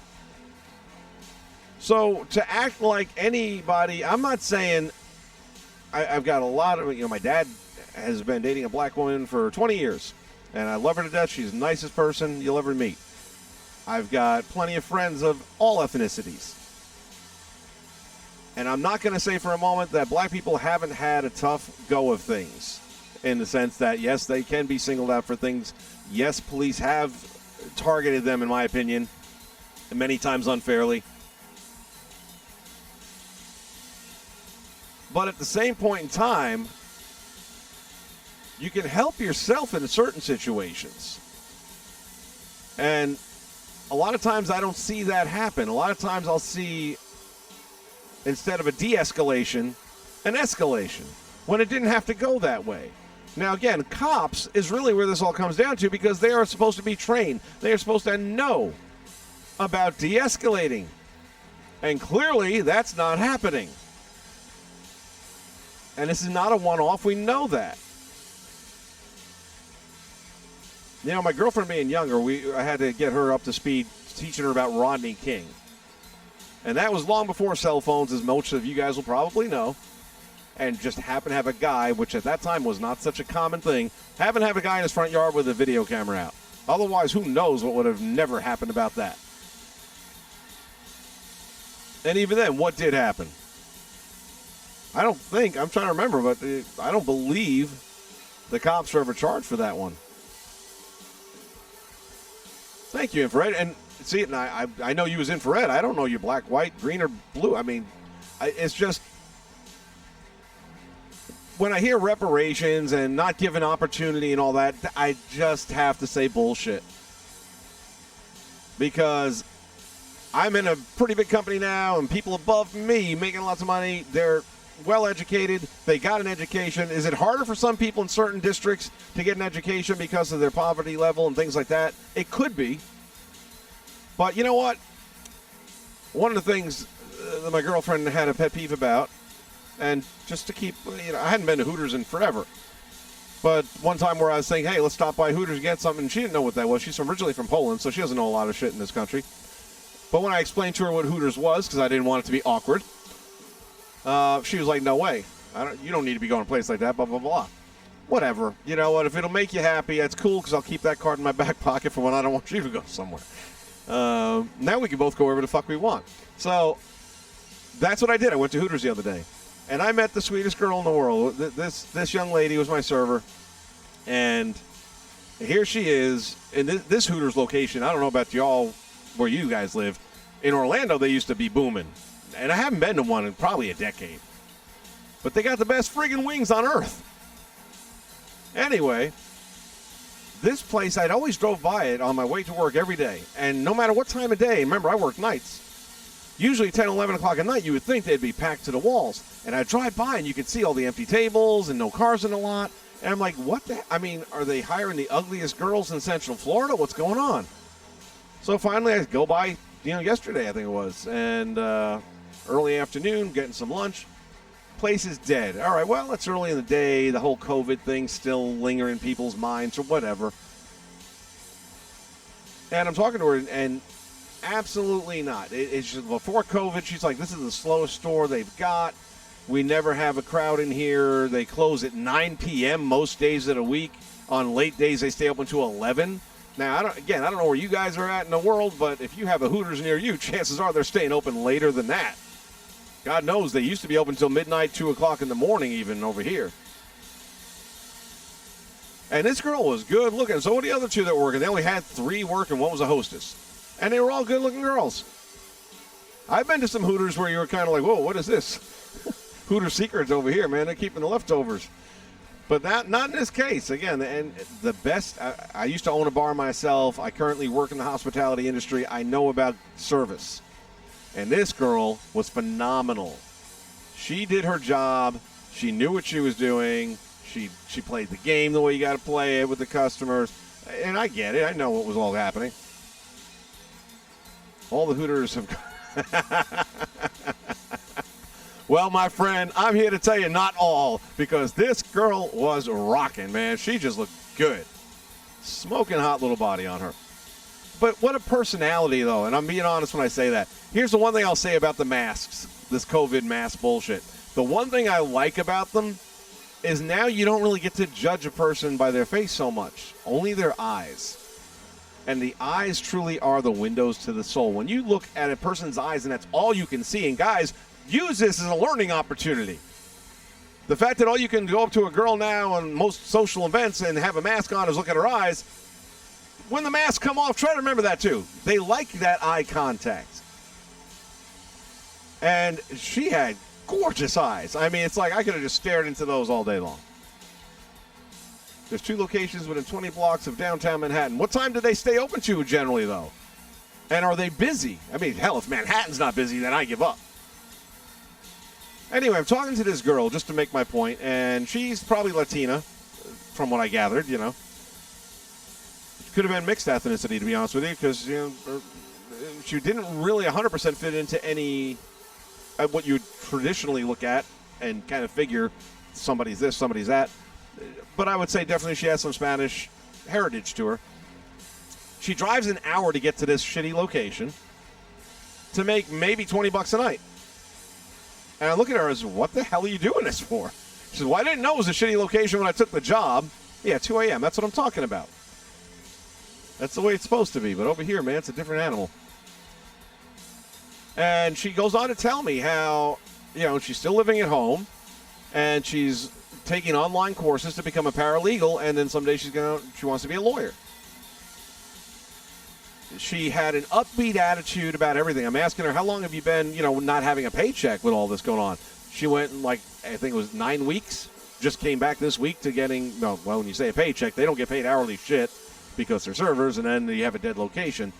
I had a $20 tab when I left. I gave her a $20 tip. Then I'm going to go back, and I definitely want to keep tabs on this one because this is the kind of person who's really going to do big things, I think, in her life. And I would hope that I get to watch that from some form, whether it's just Facebook friends or whatever, because to keep that kind of positivity when so much is negative right now, and that was like day one of me after the breakup, and I was in a pretty shitty location mentally at that point, and I was just getting out of the house to run some errands, and on the way by seeing Hooters, and it's noon, I was like, you know what? Fuck it. I'm going to go get me a beer and some wings.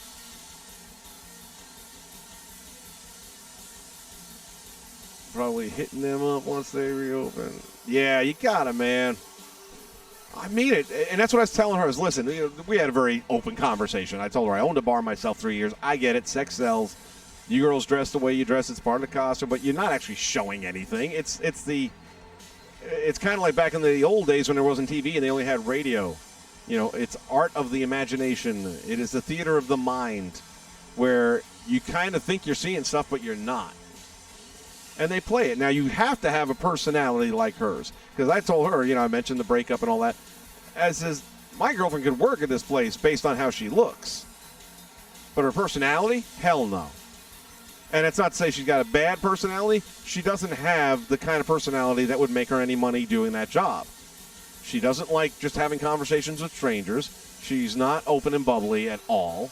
That's not her style. That's not her thing. But from a look standpoint, absolutely. She could make that outfit look nice. Real nice. But it was just really nice to meet somebody. Food is amazing at Hooters.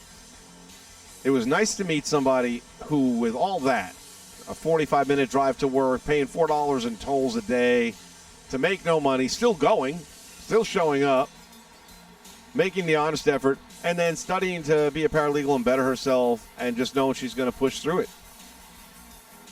And she's happy for what she has. That interaction in itself really just turned my day around, and I needed that. I told her so, and I don't know that I'll be tipping her 100% every time I see her, but she definitely earned that one, and we got to do what we can do also to help other people up. So sometimes when you're having a bad day, that's the best way to feel better about it. Unless you're Nia Jax, in which case, get that bitch out of my face. I am so tired of Nia Jax being in professional wrestling. That dog don't hunt, man. She's going to kill somebody before they get rid of her. Somebody's going to end up being Drozdoved. I keep remembering back to the first one where she damn near killed Charlotte. And you notice Charlotte doesn't wrestle her anymore. I wonder what that's all about. You don't think she had a talk with somebody in the back like Carano and said, I'm not getting in the ring with that crazy bitch. She didn't almost kill her once. She almost killed her twice in the same match. Went for a shoulder breaker, completely missed it. It's not funny. It's fucking pathetic. I mean, I guarantee you that any of us could do that shoulder breaker maneuver and land it without hurting the other person. I guarantee it. It's not that intricate a hold. Yes, there are certain things that have to take place. I think we all have the IQ enough. If that we do the cooperation, we would be able to pull off that shoulder breaker and nobody would go home hurt. That bitch, oh my God, she sucks. No, you know what? No. Why send her back to NXT? Why should anyone leave paralyzed? So we're going to protect the main roster and then we're going to sacrifice some up-and-coming talent? Hell no, because she has nothing to offer. Has anyone ever bought a pay-per-view because Nia Jax is on it? Has anybody watched Monday Night Raw or SmackDown because Nia Jax is wrestling tonight? No. Absolutely not. I'll tell you what. If she really has to stay in the ring, if you really want her in the ring that bad, put her up against Ronda in a shoot. Since she wants to hurt people, put her in a shoot with Ronda Rousey. Let's see how that turns out.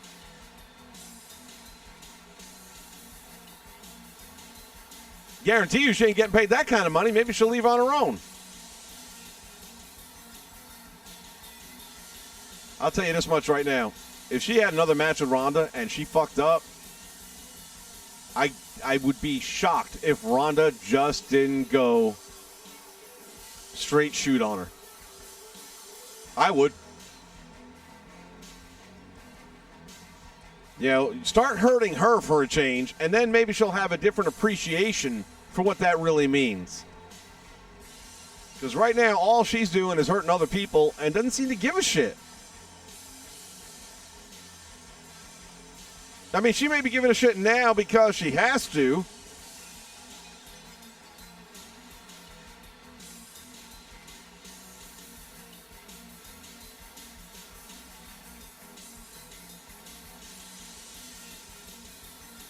Because she's got so many eyes on her. Yeah, dude, I'm telling you right now, it'd be like George Steinbrenner and the New York Yankees in the 1980s, man. You're fired. By the way, George Steinbrenner was Donald Trump long before Donald Trump was Donald Trump. Steinbrenner was making a big "you're fired" motion long before Donald Trump ever did it on TV, long before Vince McMahon ever did it, for damn sure. Hell, I still remember, and I'm sure many of you do too, when Bobby Heenan was having troubles with the Red Rooster on Saturday night's main event, and Steinbrenner was in Tampa over at the Sundome, I think, and Steinbrenner was in the front row, and Bobby looking at him, he's not listening. George, what do I do? And he looked at him and he said, fire him! Pineapple shocked the system.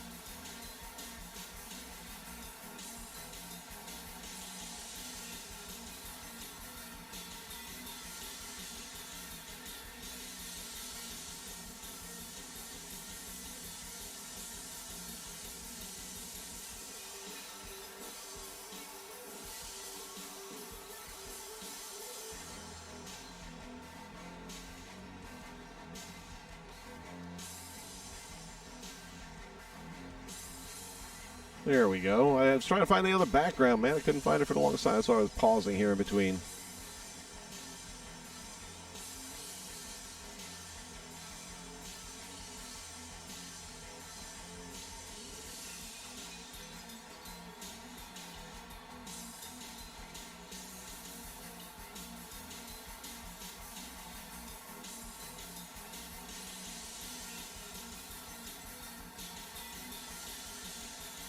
What did I miss? Whoa, whoa, whoa. Where's Coto Brazil? I thought the last thing they had was from Mexico. What happened? Did he sign with AEW or something?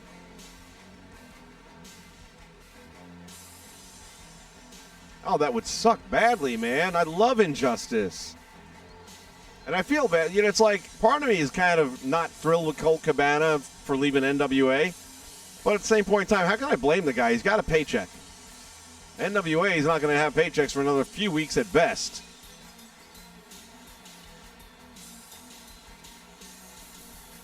And then MLW sounds like they might be even longer than that, which is really frustrating because, man, they are just, to me, they've got the best factions in any company. They've got some really, really solid factions. I thoroughly enjoy watching them.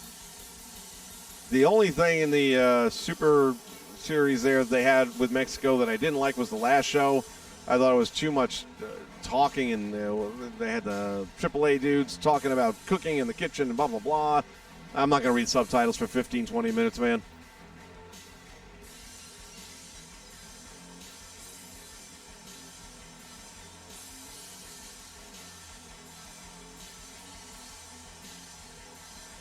Ricky Starks left? No.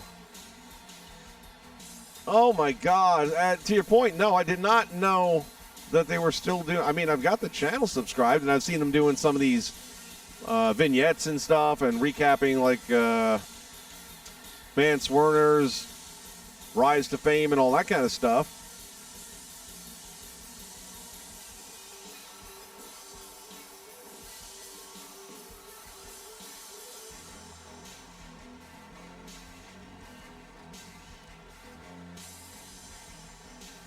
Maybe I gotta go check them out again, see what I'm missing.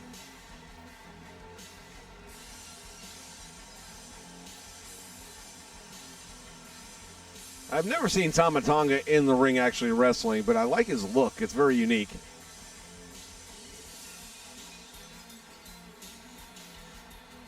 So Contra attacked Cotto Brazil. My question is this: is he gone as part of an angle, or is that like real deal? He's gone, like he signed somewhere else.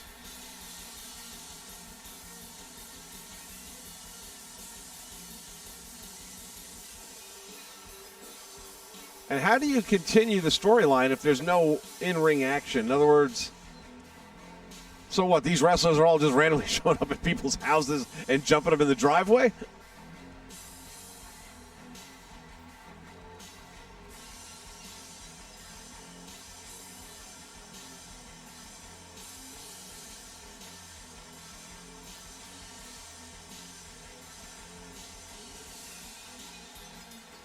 TW, man, thank you for watching what oftentimes turns out to be a little bit of a crappy stream. I feel so much more at ease when I'm using 2K19 than when I do this. And the only reason I'm doing this at this point is I did take the time to make a lot of created superstars. So I want to use them. I want to give them a little bit of shelf time or what have you. But my main thing I do with 2K20 is the current day roster stuff that I've done where I've injected myself into the role of CEO. And that's because, you know, it's all in-game product and I don't have to waste any time with it. And that generally kind of works. But you see the AI, even in this match tonight, there was a point where outside the ring when Vince attacked Brett and then he kind of stands there and twiddles his dick. And that happens a lot. Where a guy's just standing there and wait for a guy, like you throw him into the turnbuckle and he's now in the buckle. Well, go get him, pull him out of the turnbuckle or do that. You always did in the past.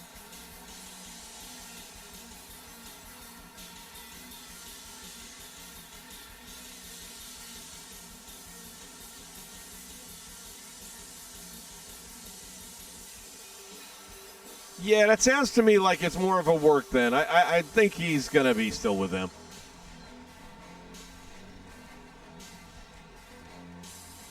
John Wesley Thomas, my friend. I'm doing good, buddy. How are you doing?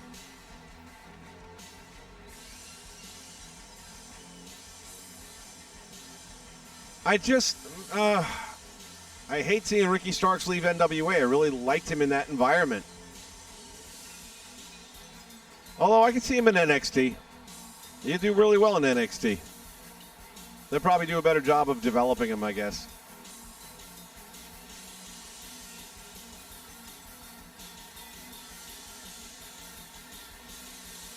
Yeah, I mean, it's a losing battle when you try to play 2K20. It really is. I'll say this much, and I forget the guy's name now, the new guy in charge of the 2K franchise. It's early in the game, pardon the pun, but it appears he's doing it the right way. First off, what do you fans want? Number one thing was GM mode brought back. Number two thing was create a story mode. And it looks like there's a strong possibility for both of those coming back. Hallelujah if that happens. Because I will then be able to make the content that I want to make. Instead of having to try and piece shit together and do these off-stream things and then do all this video editing and then hopefully get it to match up where I need it to during the live stream.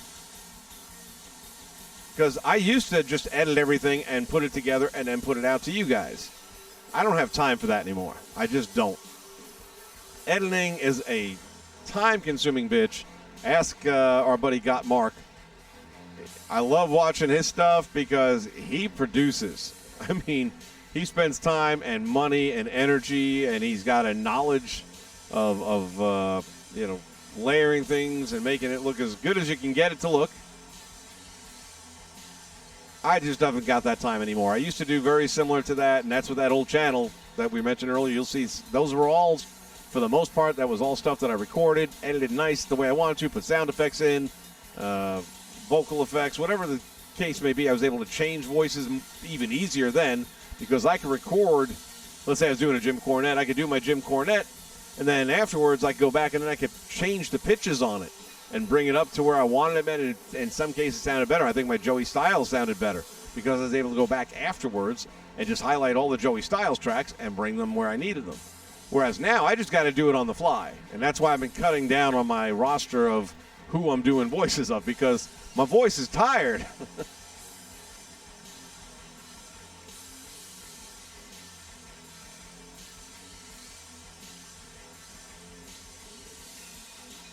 Jesse, honest to God, if he does what he says he's doing, then yes, it's going to be amazing.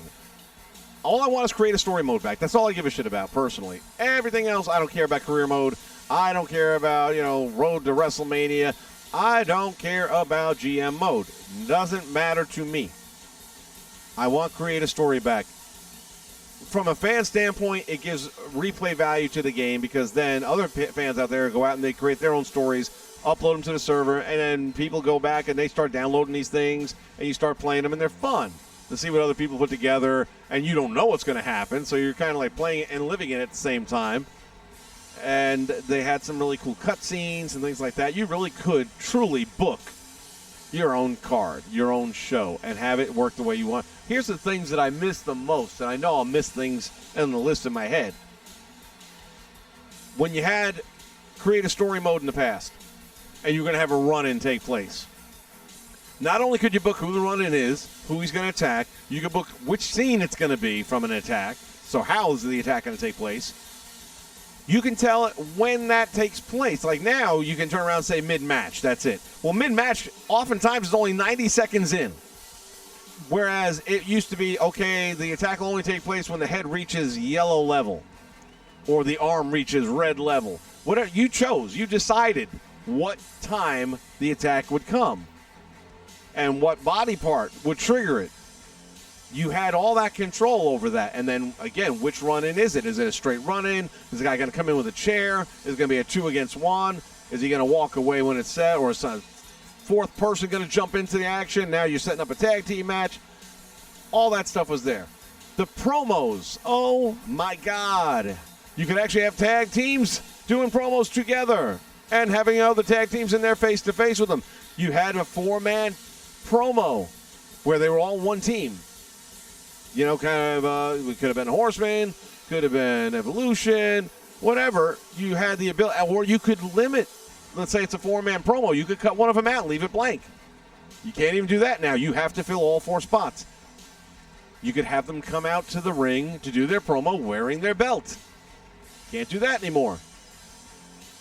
If you give me all that shit back, and I'm not asking for anything new, I'm asking for what you used to have. Give me back my toys. And I can promise you guys, you're going to love what the content looks like on this channel.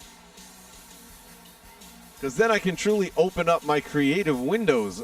You know, it's one of the things I always look for in any of these games. I've been playing, if you watch my gaming channel, I know some of you do, I've been playing Far Cry 4 a lot. The last 2 days, I've played it a lot also, just not the game, not the story. Far Cry 4 offers this ability where you can create your own battle map and put the characters wherever you want and, you know, how they're going to come out and things like that. There's all kinds of things you can... Let me tell you, they're creative tools for changing the landscape of the place, making mountains, changing colors on the mountains if you want to. It is mind-bendingly good.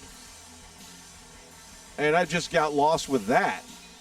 So, yeah, I'm looking forward to seeing a promo with the belt. Absolutely, yep. I am looking forward to seeing if 2K, and keep in mind, it's not coming out for the PS5, which is one of the main reasons why I'm probably not going to get a PS5 in the beginning, because, look, when it comes out, there'll be a handful of games. nothing that comes out won't also be available for the PS4. Is it worth getting a PS5 for a couple of new releases that I may or may not want?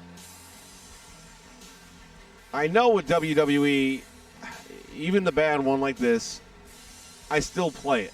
I'm still going to use it for my content. And I'm not sure that when the new one comes out, I guess it should still be playable on the 5, right? Because they're saying backwards compatibility with PS4 games. A lot of us had thought and hoped, and I really was getting excited about, I thought it was backwards compatible with PS4 products. Or with PlayStation products, Sony products, going back to the PS1, which originally was what people were murmuring, but that turns out not to be the case.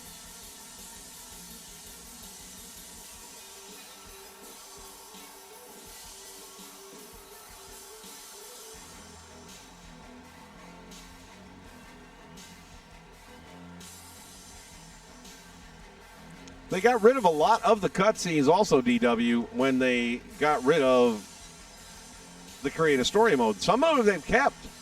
Not a lot, but some. But I mean, I don't know. It's just like, you know, you had the one where the two people were talking in the locker room, the third person standing outside the door hearing the conversation.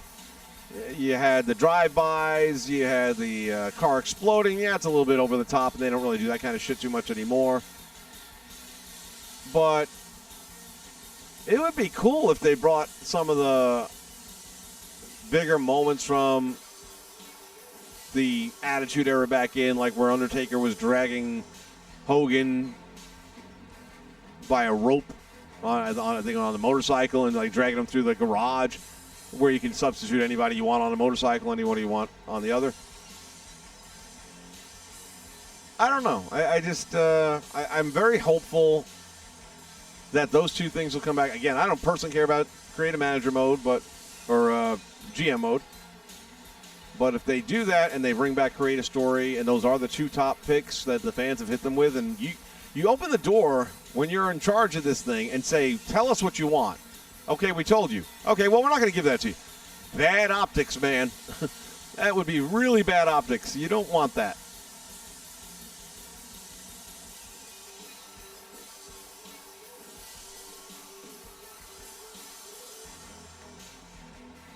Yeah, the DLC is another issue, too. Look, let's be honest. DLC's not going anywhere. It makes the money. It makes the money.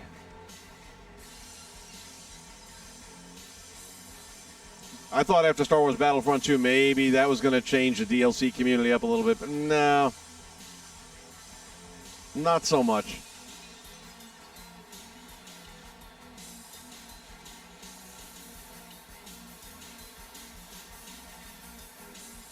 Yeah, infrared, it's not going to change. It's staying on the PS4. But again, a PS4 game you should be able to play on PS5. So if you have a PS5 when it comes out, you should be able to play it, is my point. But right now, I've got two PS4s. I got one in the living room. I've got one here in the studio.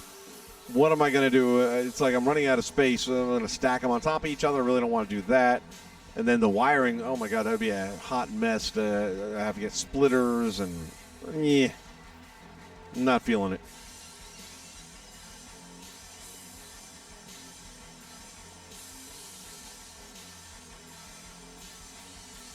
Yeah, and it should be forward compatible if everything is backward compatible. You know, I've got a ton of games here, so I've got, you know, the 2K19, 2K18. They should be playable. That's on PS4. What they said was pretty much everything that's on PS4 will be playable. And there were a couple of, like, really small selections, and they even gave a couple of titles as examples, but nothing, you know, not like a Call of Duty title, not a AAA title.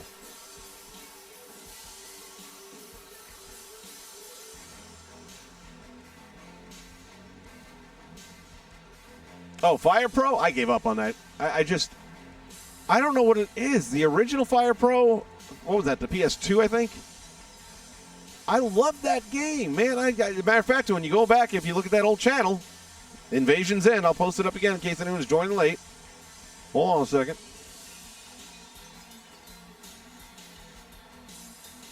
There you go. Just copy and paste that as if you're looking for a video on YouTube in the search bar. And that's my old channel. I just can't do anything with it because it's locked out. But I did a lot of shit with Fire Pro Wrestling. I loved it. I don't know why I just can't love it again. I tried. And I did go and get the DLC for the entrances. I just thought it'd be kind of cool to have it and to mess around with it. But, yeah. And then they had that pack for the female wrestlers. And I think that's what finally turned me off. I mean, first off, I don't know who any of those girls are. I'm sure they're talented. I don't know them. And even if I did, I don't use a lot of women in Fire Pro. So that doesn't mean much to me. But then some of the stuff that people are making, they call them edits instead of cause, that I was downloading. Turns out they were using these because they did buy the package. And now all of a sudden I cannot use those wrestlers that I downloaded because I didn't buy the package. And I had to think to myself, do I really want to take the time and energy to go and change all these characters around and remove the parts that I can't have access to? Or do I want to spend, I think it's like $20. And I'm like, you know what? I ain't spending no damn $20 on this shit. The game just doesn't hold my interest anymore. I don't know. I just, maybe I was in a different place mentally back then where I saw the value in it.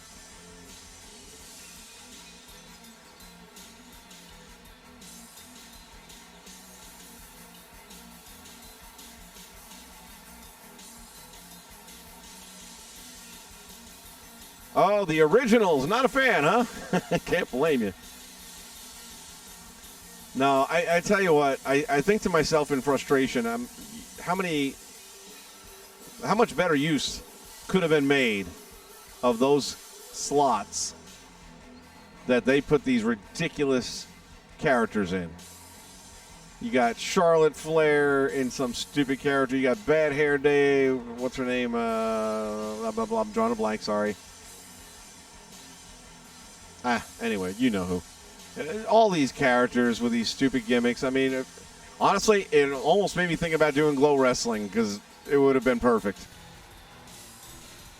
But how many slots did you waste when you could have put a Junkyard Dog or even somebody current roster, anything else? Anything else? By the way, has WWE ever, and I can't remember them doing it, maybe in Heroes of WrestleMania, but I don't recall it, have they ever had Paul Orndorff on their roster in a WWE game or even a WWF game?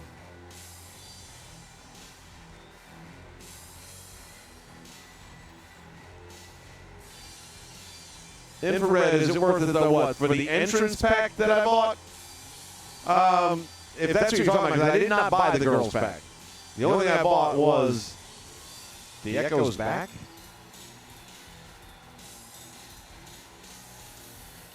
Honest to God, I have no idea what could be doing it because everything sounds good on this end.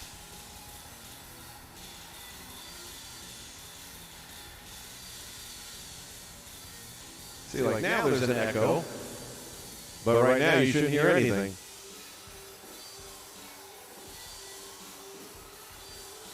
I'll have to listen to this back later on tonight and see if I can figure out what the heck's going on.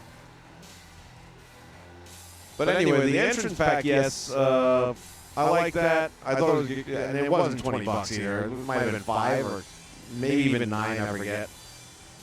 But it was cool.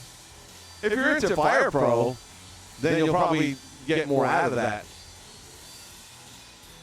But it's a Fire Pro entrance. Let's be realistic. The longest one you can possibly make is just under a minute, I believe, or right at a minute mark. That's the longest one if you drag it out.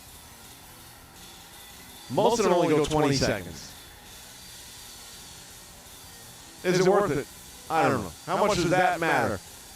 To me, not much.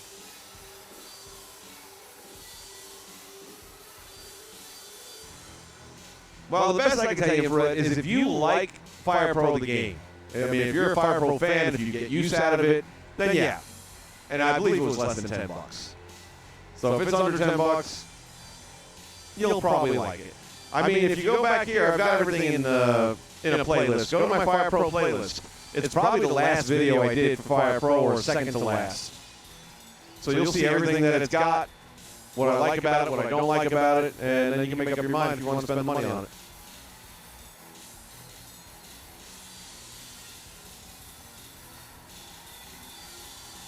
John Wesley, sub to the, what, the Invasion Zen channel? Well, you can sub to it, but there's nothing new coming there.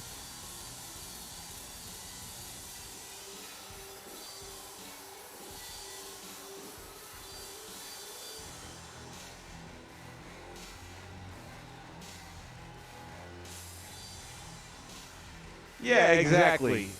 DW, that's what I'm talking about. They could have done so much better. And then, all right, so every year they have a showcase of some sort, whatever. How many different Becky Lynches did we get? How many different Brie Bellas did we get? How many Nikki Bellas did we get? And then you want to add to it that bullshit, Braunstein or Frankenbraun or... at some point in time, you just need the madness to stop.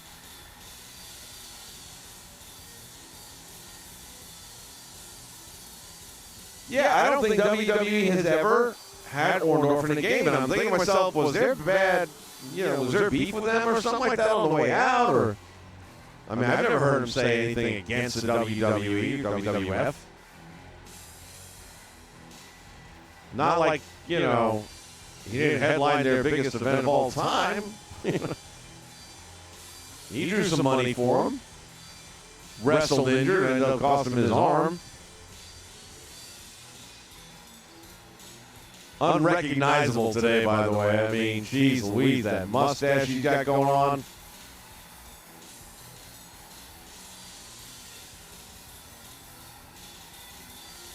Yeah, that's right. Sasha Banks and, even Bailey had a goof character.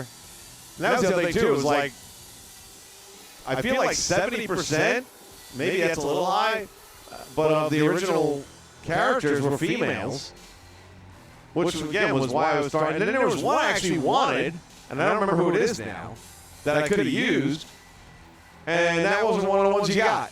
I mean, it's in the game. You play through it in the story mode, but then you can't actually get a hold of that character. And I don't remember which one it was, to be honest with you. I totally draw a blank.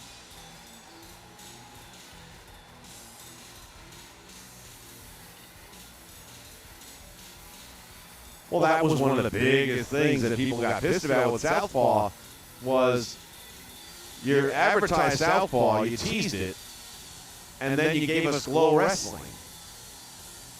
None of these women had anything to do with Southpaw. None of them characters had anything to do with Southpaw. Except for the one announcer guy, which I think was supposed to be Cena, right? Even though they actually made a separate character in this case.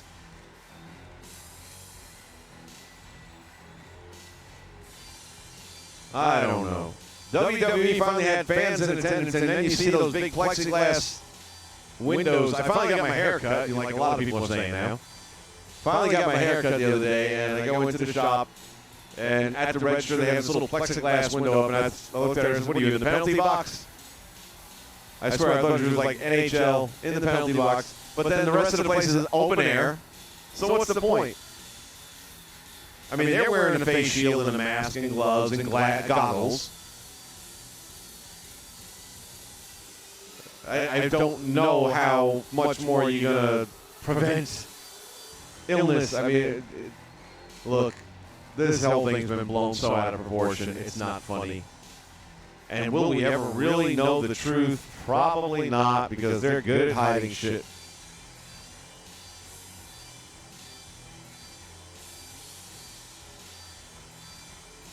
No, Lana's in the game. You can use her character as a playable. It was a guy. I just don't remember which dude.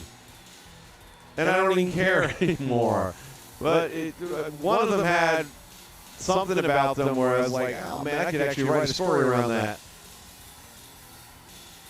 Let's pretend it was Seth the Wanderer, which Seth is available in the game, so it's not him. But let's pretend it was.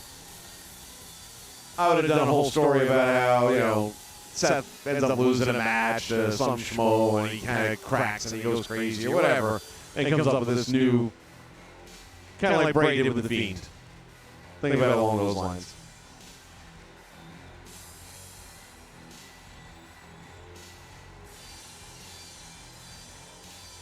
Yeah, the Fiend, that was well, let's look at this on both sides of the equation. The Fiend came out late, and normally by the time he came out, he would not have been in the wrestling game at all. So the fact that they got him to us at all, especially on launch day,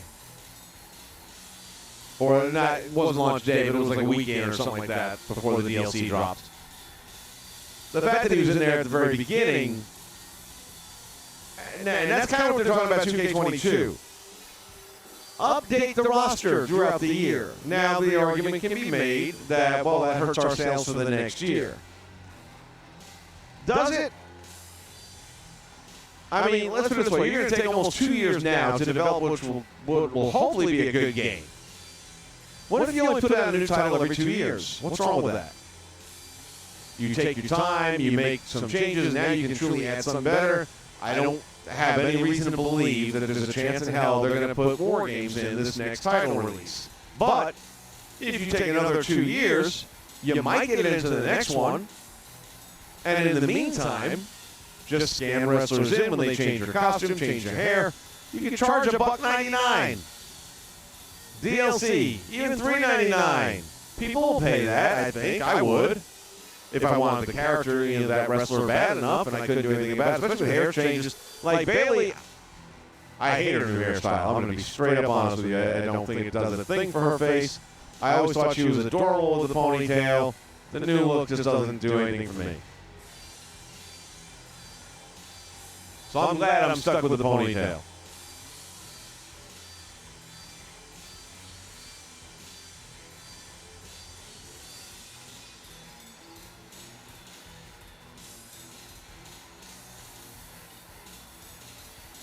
Thoughts on Virtual Basement? I did, after mentioning it last time, I did a little bit of homework on that, and I'm excited. I'd be more excited with the release date, which I love their attitude. Hey, we work for us. There's nobody telling us when we have to have it out. We're not rushing it. We're going to make sure that it's the game we want it to be. But clearly they're spending some time and money on this thing. I mean, the character renders that they've shown, and I forget, I heard about how many hours it takes. Like 40 hours to make a character. 40, because they're not scanning any of it. It's not, they're not using real scan. So, more power. And I'm sure it'll be a great wrestling game. I'll get it just to support an independent developer that's making wrestling content. So whenever it does drop, rest assured we'll have it here. Same thing for Retromania, waiting on that one. Their first DLC, free. Not that it's anyone I know or care about, but it doesn't matter. It's free DLC.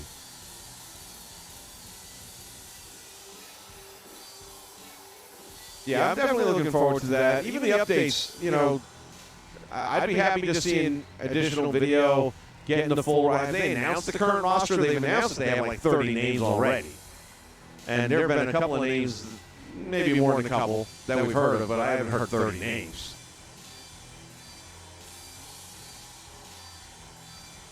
$1,000 call slots. Wow.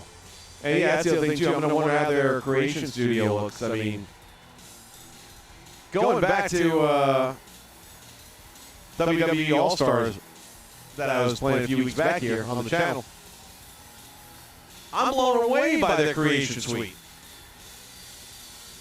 That creation suite is amazing. What you can do with the faces and the heads and the... Holy cow, it is so much better than 2K. And again, that goes back to Far Cry 4 that I've been playing so much. It's the same logic as to what I can do there. Now, with that, it's all about changing topography of land and things like that, creating mountains and hills and things. But the way you can do it and the detail you can put into it, and then the painting and the coloring, and I mean, damn it, man.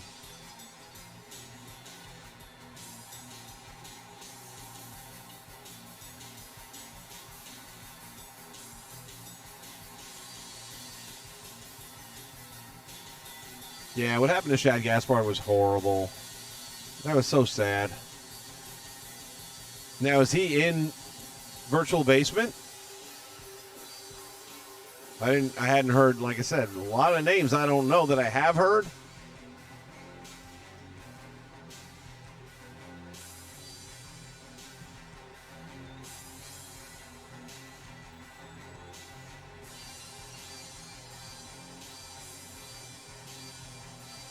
I'm going to do a quick research here. Virtual basement.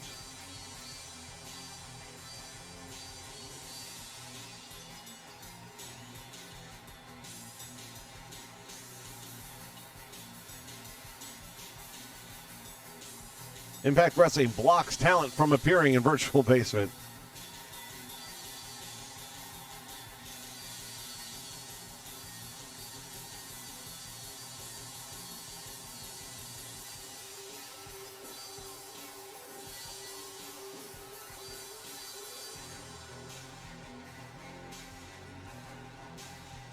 Virtual basement announced upcoming 3D wrestling game. Yada. Let's see if I can find a run. Oh, there it is.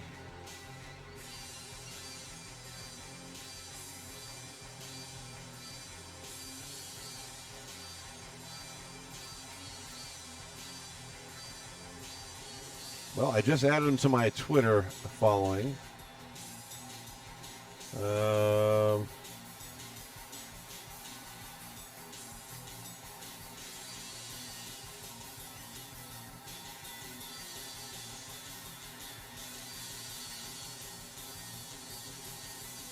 Looking at some still photographs here of who?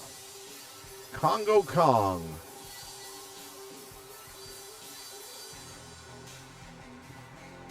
Interesting looking dude. I don't know him.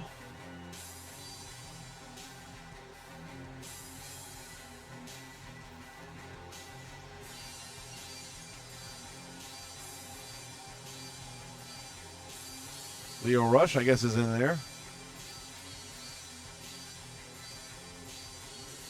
Eli Drake is going to be in there. That's a win.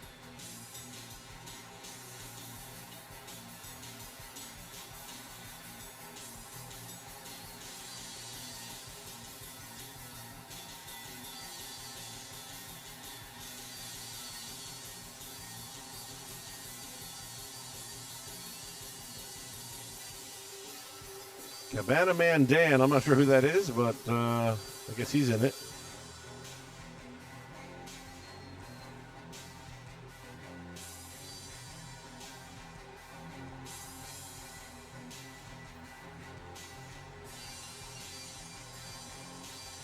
The Big Bad Kaiju. Kaiju. I don't know who that is.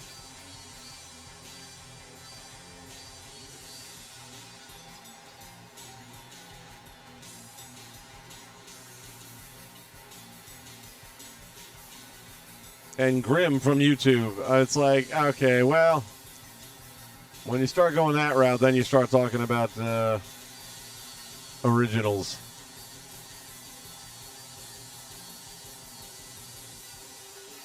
Sean Donovan, don't know him. Has a good look. Like I said, there's a lot of these guys I do not know about. We're excited to sign with Virtual Basement, part of the tag team. The Barros twins. Don't know them.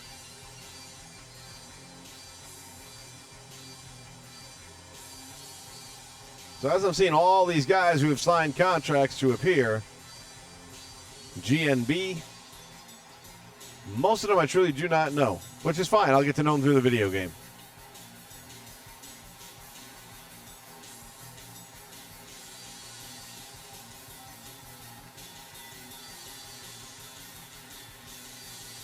Solo Dine Darling.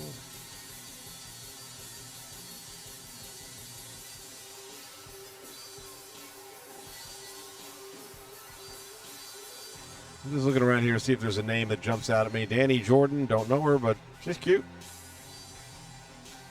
Chris Van Vliet. Or Van Vliet, excuse me. He's going to be the ring announcer. Okay, that's cool.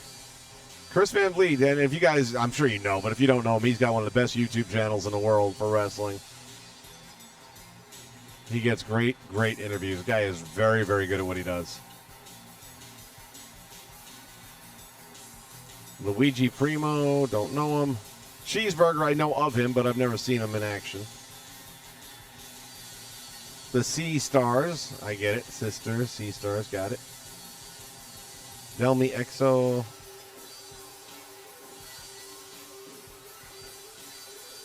Lady Frost. Alex Gracia. JTG, so yeah, maybe that was the deal.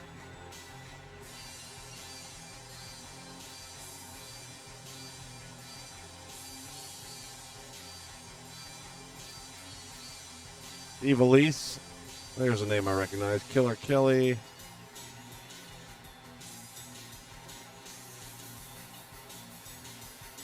Neon Ninja. Don't know him. Shazza McKenzie. Oh, they got Kylie Ray. That was one of the few names that I really knew right away. And I like Kylie. I think she's adorable. Brian Hebner, that's nice. Ken Shamrock, that's a good name. So, yeah, they got some names. Senor Frog in the house. Hello. Hey-o.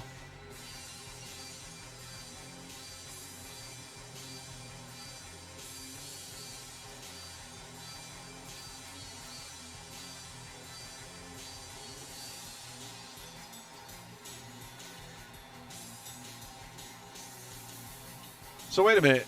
If he signed for it, why are they not going to continue to put him in since they're not scanning? And what would Congo Kong have to do with anything? Pillman Jr., that's right. I remember hearing about that. And that is another good name.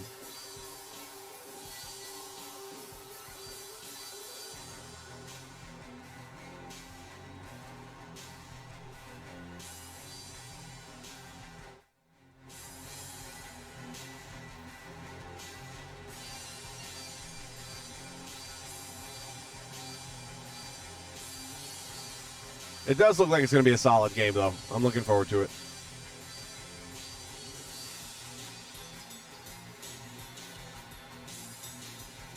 Mercy, the time does fly, doesn't it? 10:23 on the East Coast.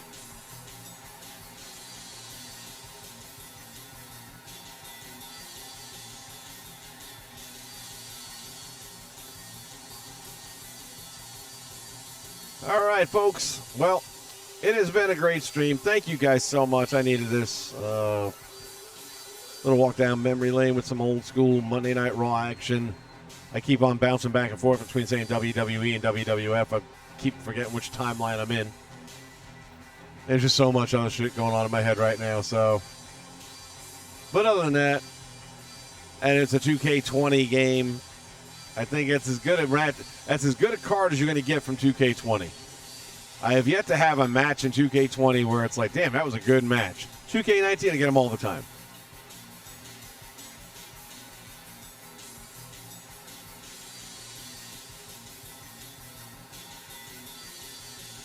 Yeah, the PGA. Well, how'd that go for them? People lining up outside the store to get that on drop day. By the way, for those of you that do like to watch the other channel, I got the gaming channel.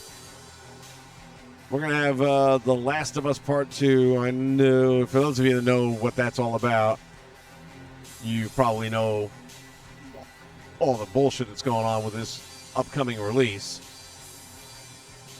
I have not seen the spoilers. I'm avoiding the spoilers. I think I accidentally saw a spoiler, which, if I'm right, and if this is the way they wrap up the story, I will be beyond pissed. But that said, the gaming channel started because of The Last of Us. That was the game that made me start the second channel. And I put a lot of time into that game between the story mode, the campaign, and the multiplayer. Poured a ton of hours into that game. But that's it for tonight. I'm going to wrap it up. I'm going to say goodnight to everybody. See you guys ringside once again right here on the Nation Network. Be safe, and I'll catch you next time. Thank you. Bye.